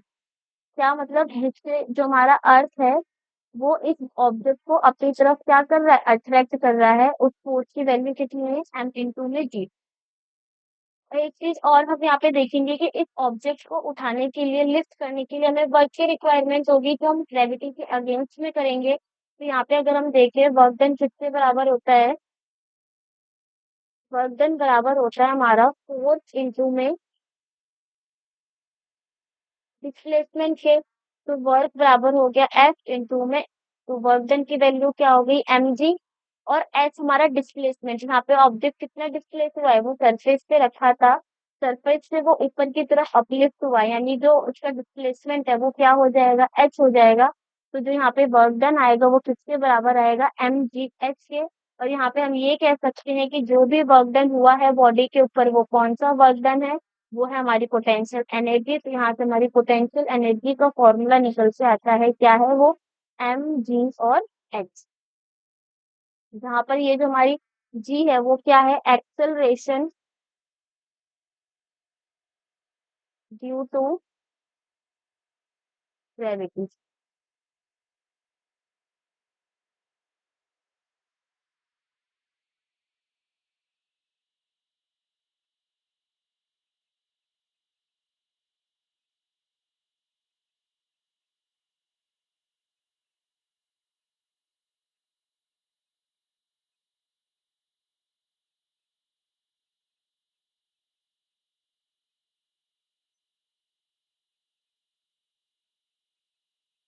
नेक्स्ट एग्जाम्पल है अब हमारे पास यहाँ पे इस चैप्टर का एग्जाम्पल नंबर थर्ड। क्या बोला गया है, if a body of mass 10 kg is raised to a height of 6 metre above the earth, calculate its potential energy. मतलब सरफेस से एक बॉडी है उसको ऊपर कितनी हाइट तक, 6 मीटर हाइट तक रेज किया गया है, उठाया गया है, जिसका मास कितना है, 10 kg। और हमें क्या निकालना है, पोटेंशियल एनर्जी, ठीक है। तो सबसे पहले यहाँ पे हम क्या लिखेंगे,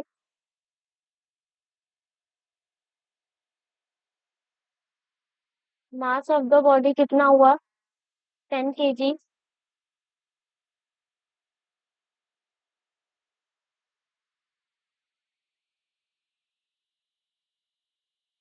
height above the earth, earth से वो कितना ऊंचा है, 6 मीटर।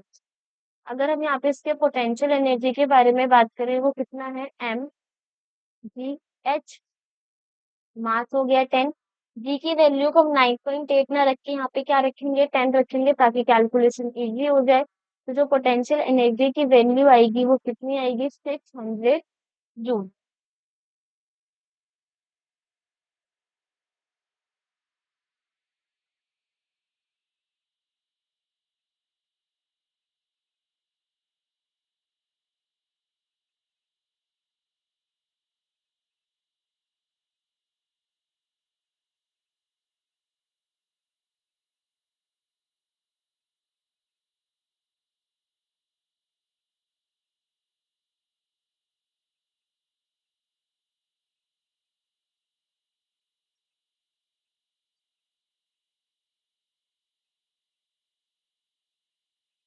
नेक्स्ट टॉपिक है ट्रांसफॉर्मेशन ऑफ एनर्जी। एनर्जी का ट्रांसफॉर्मेशन करेंगे, यानी एनर्जी की अब होगी काया पलट। अगर हम बेसिक से समझे या फिर ये बोले कि इसको इजी लैंग्वेज में करें, तो ट्रांसफॉर्मेशन का मतलब क्या होता है, जब हम चीजों को चेंज करते हैं तो यहाँ पे हम क्या करेंगे, एनर्जी का ट्रांसफॉर्मेशन करेंगे।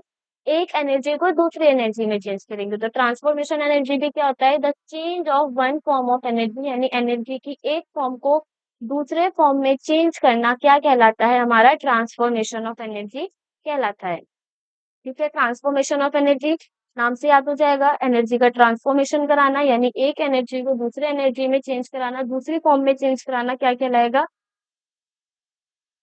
Transformation of energy. अब हमारे पास ट्रांसफॉर्मेशन ऑफ एनर्जी के सिर्फ एग्जांपल्स दिए हैं ताकि हम उसे समझ सकें। देखो क्या बोला गया है, सबसे पहला example, a stone on a certain height has entire potential energy.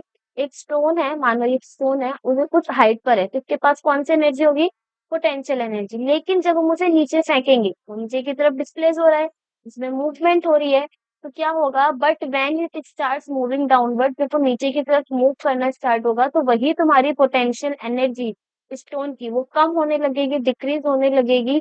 Height goes on decreasing, height कम होने लगेगी, और वही पोटेंशियल एनर्जी किसमें चेंज हो जाएगी, काइनेटिक एनर्जी में। और जैसे जैसे उस स्टोन की वेलोसिटी बढ़ेगी तो वैसे ही तुम्हारी काइनेटिक एनर्जी भी क्या करने लगेगी, बढ़ेगी। और लास्ट में क्या बोला गया है, at the time stone reaches the ground, जैसे ही तुम्हारा जो स्टोन है वो ग्राउंड पर पहुंच जाएगा, तो जो तुम्हारी पोटेंशियल एनर्जी है वहां पे क्या हो जाएगी, जीरो, क्योंकि वो ग्राउंड पे पहुंच गया, कोई हाइट पर है ही नहीं। कोई डिस्टर्ब मतलब जो ऑब्जेक्ट है वो सरफेस से एकदम चिपक गया, उसको कोई हाइट नहीं है, तो उसकी जो पोटेंशियल एनर्जी है वो जीरो है। लेकिन जो उसकी काइनेटिक एनर्जी होगी वो कैसी होगी, मैक्सिमम होगी। मैक्सिमम होने का रीजन ये है कि वो बहुत हायर वेलोसिटी से नीचे ग्राउंड पे आकर स्टक किया है। Its entire potential energy is transformed into kinetic energy, मतलब जो स्टोन की काइनेटिक पोटेंशियल एनर्जी थी जब वो हमारा हाइट पर था, वो ग्राउंड पे आते ही किसमें चेंज हो गई, काइनेटिक एनर्जी में चेंज हो गई। तो यहाँ पे क्या हुआ है, यहाँ पे हुआ है हमारा ट्रांसफॉर्मेशन ऑफ एनर्जी, मतलब एनर्जी एक फॉर्म से दूसरी फॉर्म में गई है। वो कौन सी एनर्जी का एग्जांपल दे रखा है यहाँ पे, कि जो हमारी पोटेंशियल एनर्जी है स्टोन की, वो किसमें चेंज हो गई, काइनेटिक एनर्जी में चेंज हो गई।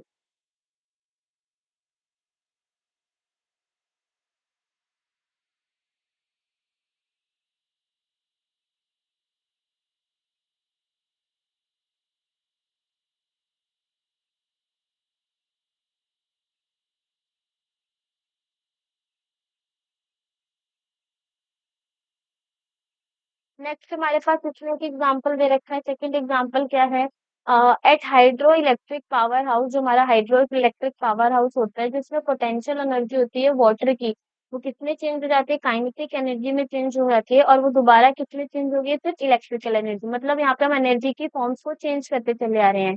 थर्ड इसमें एग्जांपल दे रखा है, जो हमारा थर्मल पावर हाउस होता है उसमें जो केमिकल एनर्जी होती है कोल की, वो चेंज होती है हीट एनर्जी में, उसके बाद दोबारा से which is further converted into kinetic energy and electrical energy. मतलब देखो, जो थर्मल पावर हाउस में, उसमें कोयले की वजह से कौन सी एनर्जी बन रही है, केमिकल एनर्जी, वो केमिकल एनर्जी किसमें चेंज हो रही है, हीट एनर्जी।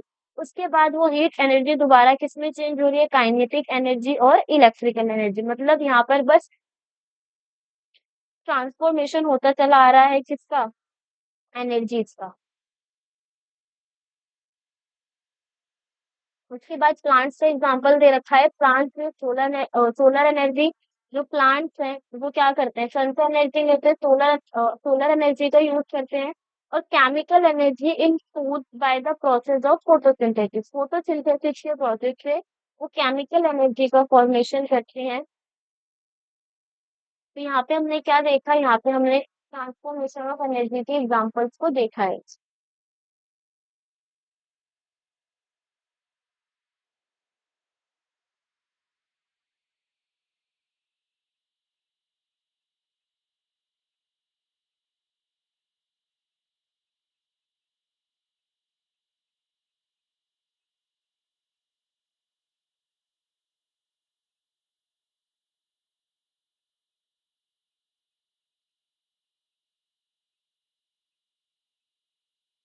नेक्स्ट है हमारा topic law of conservation of energy. Law of conservation of energy का क्या कहना है, देखो अभी हमने जब ट्रांसफॉर्मेशन ऑफ एनर्जी में क्या देखा कि जो हमारी एनर्जी है वो मतलब एक एनर्जी से दूसरी एनर्जी की फॉर्म में चेंज हो रही है, ठीक है।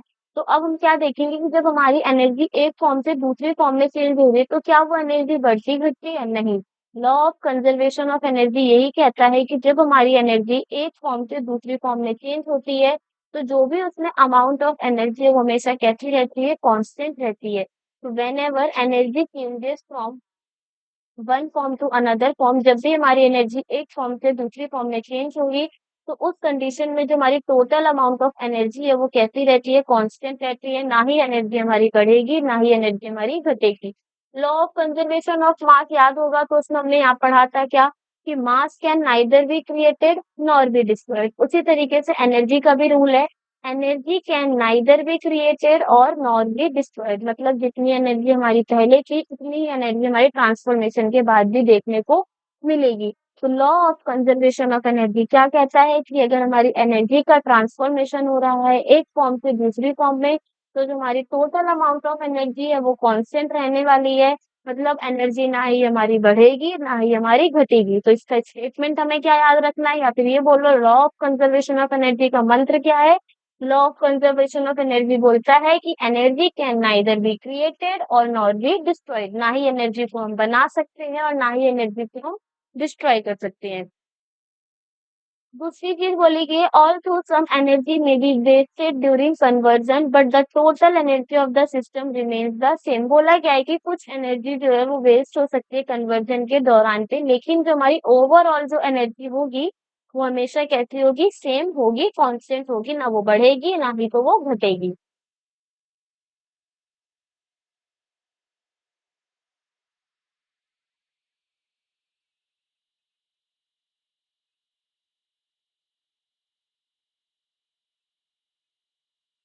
अब दे रखा है हमारे पास इसमें topic conservation of energy during a free fall of a body.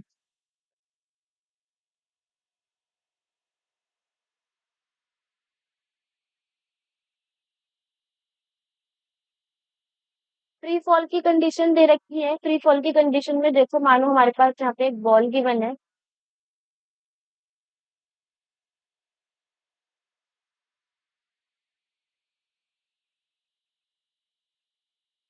ठीक है। बॉल क्या हो रही है, नीचे की तरफ गिर रही है, फॉलिंग डाउन।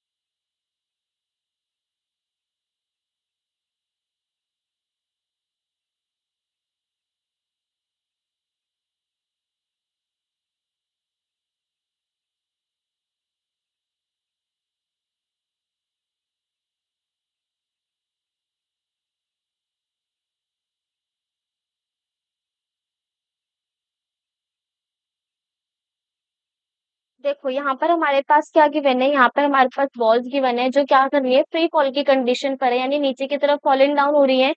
अब हम यहाँ पे पोटेंशियल एनर्जी ऑफ बॉल के बारे में बात करेंगे और काइनेटिक एनर्जी के बारे में बात करेंगे। उसके बाद हम दोनों की एनर्जी का सम करके बॉल के टोटल एनर्जी के बारे में डिस्कस करेंगे। देखो, पहले माना हमारी जो बॉल है वो ए पोजीशन पर है,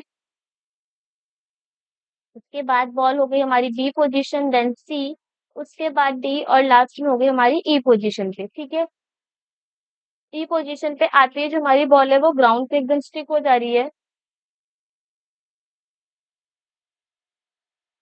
हिटिंग द ग्राउंड। देखो, अब क्या होगा, माना जो हमारी ये जो ए वाली बॉल है वो हाइट पर है, तो इसकी जो पोटेंशियल एनर्जी है वो कितनी है, 20 जूल है फॉर एग्जाम्पल। और इस कंडीशन में इसकी काइनेटिक एनर्जी कितनी होगी, 0 जूल, क्योंकि वो रेस्ट पर है और कुछ हाइट पर है। लेकिन जैसे ही वो नीचे की तरफ गिरेगी तो इसकी पोटेंशियल एनर्जी कम होगी, क्योंकि हाइट क्या हो रही है, पहले ए की हाइट हमारी इतनी थी और अब बी की हाइट क्या हो रही है, थोड़ी कम हो रही है। तो यहाँ पे इसकी जो एनर्जी है मानो वो कम होगी, कितनी हो गई, 15 जूल। लेकिन जो हमारी बॉल है वो मोशन पे आई, तो उस कंडीशन में उसकी काइनेटिक एनर्जी बढ़ के कितनी हो गई, 5 जूल। अगर हम फर्स्ट केस में टोटल एनर्जी के बारे में बात करें तो वो कितनी होगी, 20 + 0 यानी 20 जूल। डी वाले केस में अगर हम जोड़ें 15 + 5 तो टोटल कितनी हो गई, ये भी 20 जूल। सी वाले कंडीशन में देखेंगे कि जो हमारी पोटेंशियल एनर्जी है वो और कम होगी, और कम होके वो कितनी हो गई, 10 जूल। और काइनेटिक एनर्जी हमारी बढ़ेगी क्योंकि बॉल किस में आना स्टार्ट होगी, मोशन में। तो अब टोटल एनर्जी कितनी हो गई हमारी, 20 जूल। इस कंडीशन में भी डी वाली कंडीशन में देखेंगे कि हमारी जो पोटेंशियल एनर्जी है वो और कम होती चली जा रही है, तो यानी ये कितनी बचेगी, 5 जूल। और काइनेटिक एनर्जी हमारी बढ़ के कितनी हो गई, माना 15 जूल। तो दोबारा जब हम इसको कैलकुलेट करेंगे, 15 + 5 टोटल कितने जूल हो गई, 20 जूल।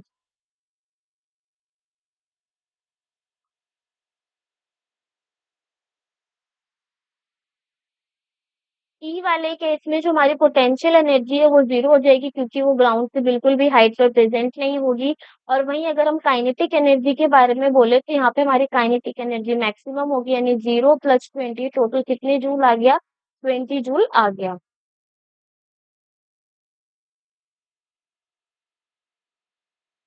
यहाँ पर हमें ये देखने को मिलता है कि जो पोटेंशियल एनर्जी है बॉल की फ्री फॉल के कंडीशन में, सबसे स्टार्टिंग में तो वो हाई रहेगी, लेकिन जैसे ही वो बॉल नीचे ग्राउंड पर आएगी तो उसकी पोटेंशियल एनर्जी, देखो यहाँ पे जो उसकी पोटेंशियल एनर्जी है वो कैसी है, मैक्सिमम। लेकिन नीचे ग्राउंड पे आते उसकी पोटेंशियल एनर्जी कैसी हो गई, मिनिमम। और काइनेटिक एनर्जी हाइट पर कैसी है, मिनिमम है, लेकिन ग्राउंड पर आते ही जो उसकी काइनेटिक एनर्जी है वो कैसी हो जाएगी, मैक्सिमम। तो ये हमारे फ्री फॉल के केस में एनर्जी का कंजर्वेशन दिखा रहा है कि जो हमारी पोटेंशियल एनर्जी थी बॉल की, पहले मैक्सिमम थी, लेकिन ग्राउंड पे आते उसकी पोटेंशियल एनर्जी कौन सी मैक्सिमम हो गई, काइनेटिक एनर्जी में।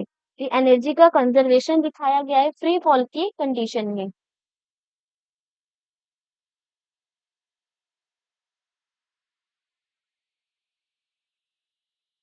तो यहाँ पे हमने बॉल के फ्री फॉल के कंडीशन में देखा, जिसमें हमने बॉल के मास को क्या लेट किया था, एम लेट किया था। और उसी बॉल मास एम को हाइट एच से हमने क्या करा था, रिलीज करा था। तो जिसकी वजह से जो उसकी वर्क डन हो रहा था वो क्या हो रहा था, एमजीएच, या फिर ये बोले जो उसकी पोटेंशियल एनर्जी थी वो किसके बराबर आ रही थी, एमजीएच के। और साथ ही हम एक चीज ये नोटिस कर रहे थे कि जो हमारी टोटल एनर्जी है वो हर कंडीशन में 20 जूल आ रही थी, यानी कैसी हो रही थी, कांस्टेंट। तो इससे ये भी पता चलता है law of conservation of energy का स्टेटमेंट, कि energy can neither be created nor be destroyed, और बट वो हमेशा कैसी रहेगी, कांस्टेंट रहेगी, अगर वो एक फॉर्म से दूसरी फॉर्म में चेंज होगी। अगर यहाँ पे हम एक चीज और देखिए, जो टोटल एनर्जी का फॉर्मूला है वो क्या हो रहा था, potential energy plus kinetic energy. Potential energy हो गई हमारी mgh और काइनेटिक एनर्जी हो गई हमारी हाफ ऑफ mv²। तो ये जो टोटल एनर्जी है बार बार क्या आ रही थी, 20 जूल आ रही थी, तो हम यहाँ ये बोल सकते हैं कि जो कांस्टेंट एनर्जी होगी वो किसके बराबर होगी, mgh plus half of mv² के बराबर।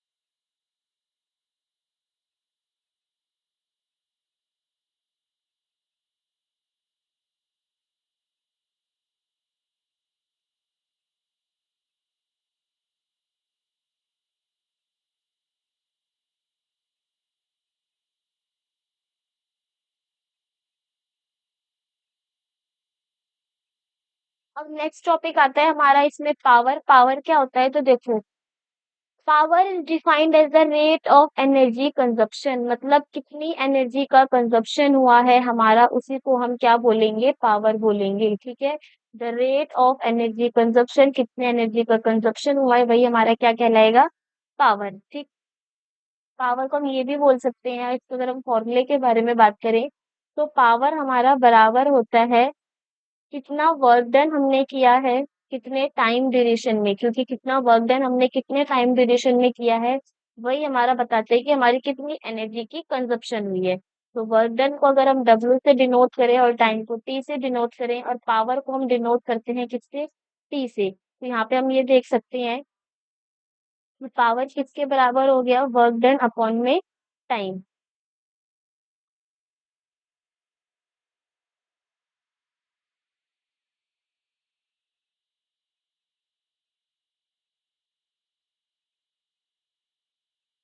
अगर हम पावर की एसआई यूनिट के बारे में बात करें, एसआई यूनिट ऑफ पावर वो क्या होगी? देखो, पावर का फॉर्मूला क्या है? वर्क डन अपॉन में टाइम।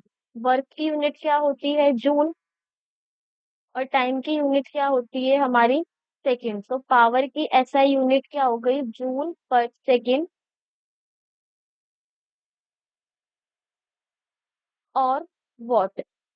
वॉट को हम किससे रिप्रेजेंट करते हैं? कैपिटल डब्ल्यू से। तो यहाँ पर हम ये लिख सकते हैं कि एक वॉट को अगर हमसे कोई डिफाइन करने को पूछे कि डिफाइन एक वॉट, तो हमें वहां पे ये बोलना है कि एक जूल एनर्जी हमने खर्च करी कब? एक सेकंड के अंदर, यानी 1 सेकंड में हमने 1 जूल एनर्जी का कंजप्शन करा, उसी को हम क्या बोलेंगे? पावर बोलेंगे। तो पावर की ऐसा यूनिट क्या हुई? जूल पर सेकेंड और वॉट। तो हमें मोस्टली कौन सी वाली याद रखनी है? ये वॉट वाली पावर की यूनिट को याद करो।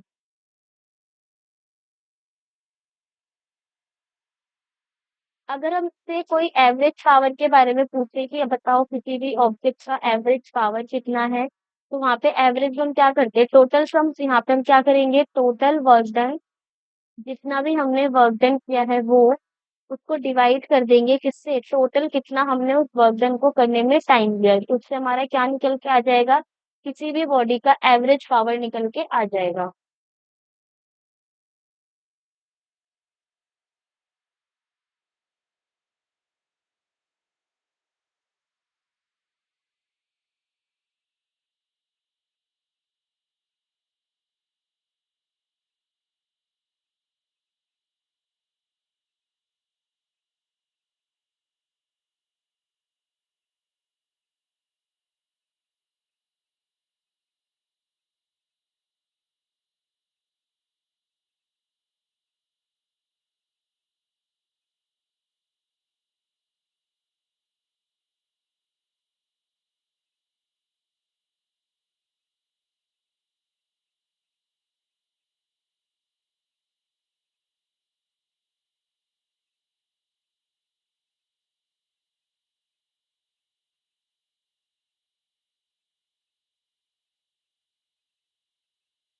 नेक्स्ट टॉपिक है हमारा पावर ऑफ इलेक्ट्रिकल गैजेट। ठीक है, जो हमारे इलेक्ट्रिकल गैजेट होते हैं उनकी क्या पावर होती है?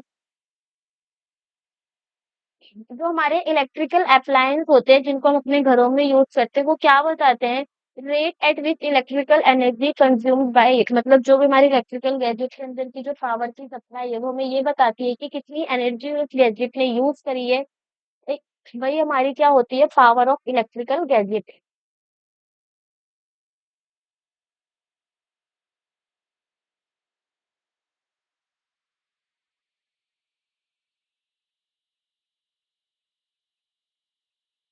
अगर हम यहीं से इलेक्ट्रिकल गैजेट के हिसाब से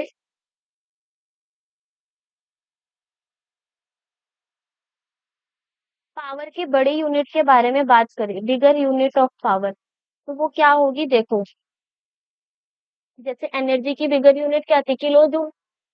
वैसे ही हमारी जो पावर है उसकी बिगेस्ट यूनिट क्या है? वो है हमारी किलो वॉट, जिसको हम किससे रिप्रेजेंट करते हैं? के डब्ल्यू से। तो देखो, 1 किलो वॉट किसके बराबर होता है? 1 किलो वॉट होता है बराबर हमारे 1000 वॉट के। इसी को हम 1000 वॉट भी बोल सकते हैं और इसी को हम 1000 जूल पर सेकंड भी बोल सकते हैं। तो जो हमारी पावर है, हमें उसकी बिगेस्ट यूनिट को याद रखना है, वो कितनी है? 1 किलोवाट, जिसकी वैल्यू किसके बराबर है? 1000 वॉट के बराबर। यानी 1 किलोवाट में कितने वॉट होते हैं? 1 किलोवाट में हमारे 1000 वॉट देखने को मिलते हैं।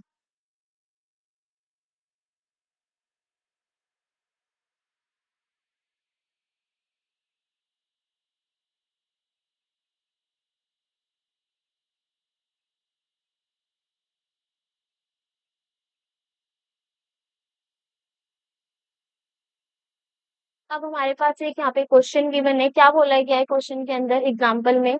ये बोला गया है, a body does 20 joules of work in 5 second. एक बॉडी है जो कितने जूल वर्क यानी 20 जूल वर्क को 5 सेकेंड में करती है। तो बताओ उससे पावर कितनी है? तो पहले हम लिखेंगे कि वो वर्क डन कितना कर रही है बॉडी। तो वर्क डन हो गया हमारा इसमें कितना? 20 जूल।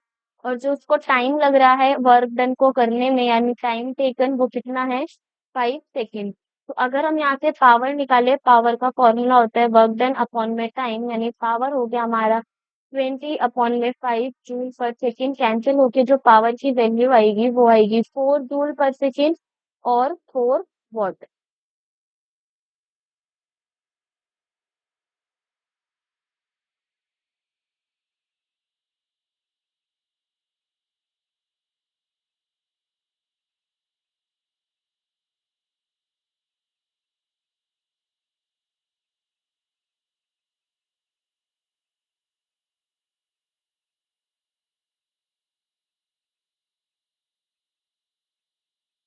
नेक्स्ट बारी आती है हमारे आज की लास्ट टॉपिक की, commercial unit of energy. Commercial unit of energy क्या होता है? देखो, joule is very small unit of energy. जो हमारी जूल है वो बहुत छोटी एनर्जी है किसकी?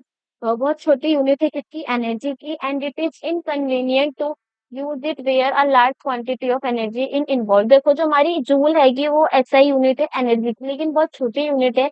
लेकिन अगर हमारे पास कहीं लार्ज क्वांटिटी में एनर्जी हो तो इस कंडीशन में हमारे पास ये जो जूल है वो मतलब ठीक नहीं होगा एनर्जी को मेजर करने के लिए। तो हम कमर्शियल पर्पस में क्या करते हैं, एनर्जी की बड़ी यूनिट को लेते हैं, वो क्या है? किलोवाट आवर, यानी KWH। पावर की बड़ी यूनिट क्या हो गई? किलोवाट, लेकिन एनर्जी की जो बिगर यूनिट है वो क्या हो जाएगी? Kilowatt hour. तो अगर हम 1 किलोवाट आवर के बारे में बात करें तो ये बोला गया है 1 kilowatt hour is the amount of energy. 1 kilowatt हमारी वो अमाउंट ऑफ एनर्जी है जो कोई इलेक्ट्रिकल अप्लायंस कंज्यूम करता है, खर्च करता है, जब वो 1 किलोवाट पावर को यूज करता है, क्या वो 1 घंटे के अंदर। तो ये हुई हमारी 1 kilowatt unit. 1 kilowatt hour unit, देखो जो ये 1 KWH है यानी 1 किलोवाट आवर यूनिट है, ये हमारे जो बिजली के बिल आते हैं उसमें भी मेंशन होता है। तो 1 किलोवाट यूनिट क्या होता है कि जब भी हमारा कोई इलेक्ट्रिकल अप्लायंस 1 किलोवाट पावर को यूज करता है 1 घंटे के अंदर, तो उससे हमारी 1 kilowatt amount of energy consume होती है।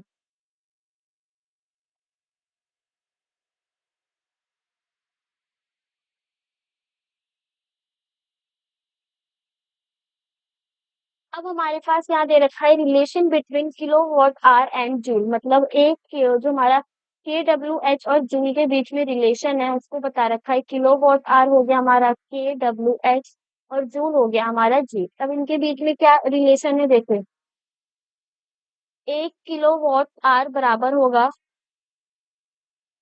1 किलोवाट फोर 1 आवर्स। यही तो हमने पढ़ा कि 1 किलोवाट आवर किसके बराबर होते हैं कि जब हम 1 किलोवाट पावर को 1 घंटे में यूज करते हैं। तो अगर हम यहाँ पे देखें 1 किलोवाट किसके बराबर होता है? 1000 वॉट के। ठीक है, 1000 वॉट का हम यूज कर रहे हैं कब? 1 घंटे के लिए, फॉर 1 आवर। साथ ही साथ अगर हम देखें 1000 वॉट तो ये हो ही गया। और 1 आवर में कितने सेकेंड्स होते हैं? वहां पे होते हैं हमारे 3600 सेकेंड्स। अब ये 3600 कैसे आए? देखो, 1 आवर के बारे में बात हो रही है और 1 आवर में कितने घंटे होते हैं, कितने मिनट होते हैं? 60 मिनट। अगर उसी मिनट को हम सेकंड में चेंज करेंगे मल्टीप्लाई बाय 60, तो टोटल ओवरऑल हमारे पास कितने सेकंड आ जाएंगे? 3600 सेकंड आ जाएंगे। अगर हम इन सारी वैल्यूज को मल्टीप्लाई करते हैं तो हमें यहाँ पे देखने को मिलेगा कि 1 किलोवाट हमारा बराबर होता है 36,000 जूल्स। मतलब ये हो गया हमारा 36 लाख जूल के बराबर होता है क्या? हमारा 1 किलोवाट। इसको हम थोड़ा स्टैंडर्ड फॉर्म में कुछ इस तरीके से लिखते हैं, 1 किलोवाट इज इक्वल टू में 36 × 10⁵ जूल्स। अगर हम इसको इस तरीके से भी लिख सकते हैं, साथ ही साथ कहीं कहीं पे हम यहाँ पे इसको 1 किलोवाट आवर को 3.6 इंटू में 10⁶ जूल्स भी मेंशन करते हैं।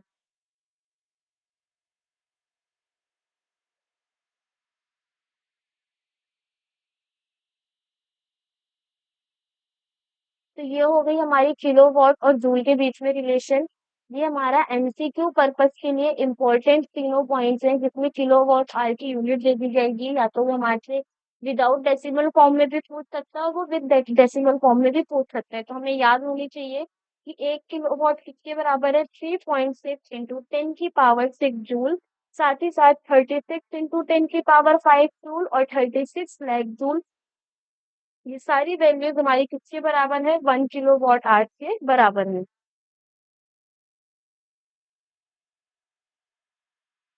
अब इस कमर्शियल यूनिट का यूज करते हुए हमारे पास एक क्वेश्चन है, क्या बोला गया है क्वेश्चन के अंदर,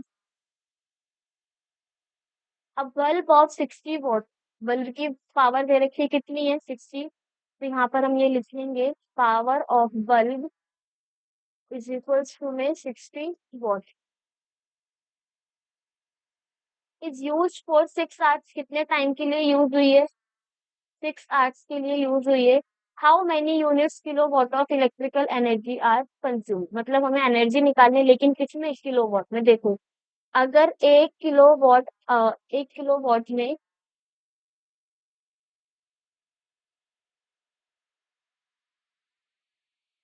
हमारे कितने वॉट हैं, 1000 वॉट हैं, तो 1/में 1000 किलोवाट होंगे 1 वॉट के अंदर। अब हमारे पास ये 60 वॉट है, 60 वॉट को किलोवाट में चेंज करेंगे तो ये कितना होगा, 60 डिवाइड बाय 1000। अब हमसे क्या पूछा गया है, इलेक्ट्रिकल एनर्जी के बारे में पूछा गया है।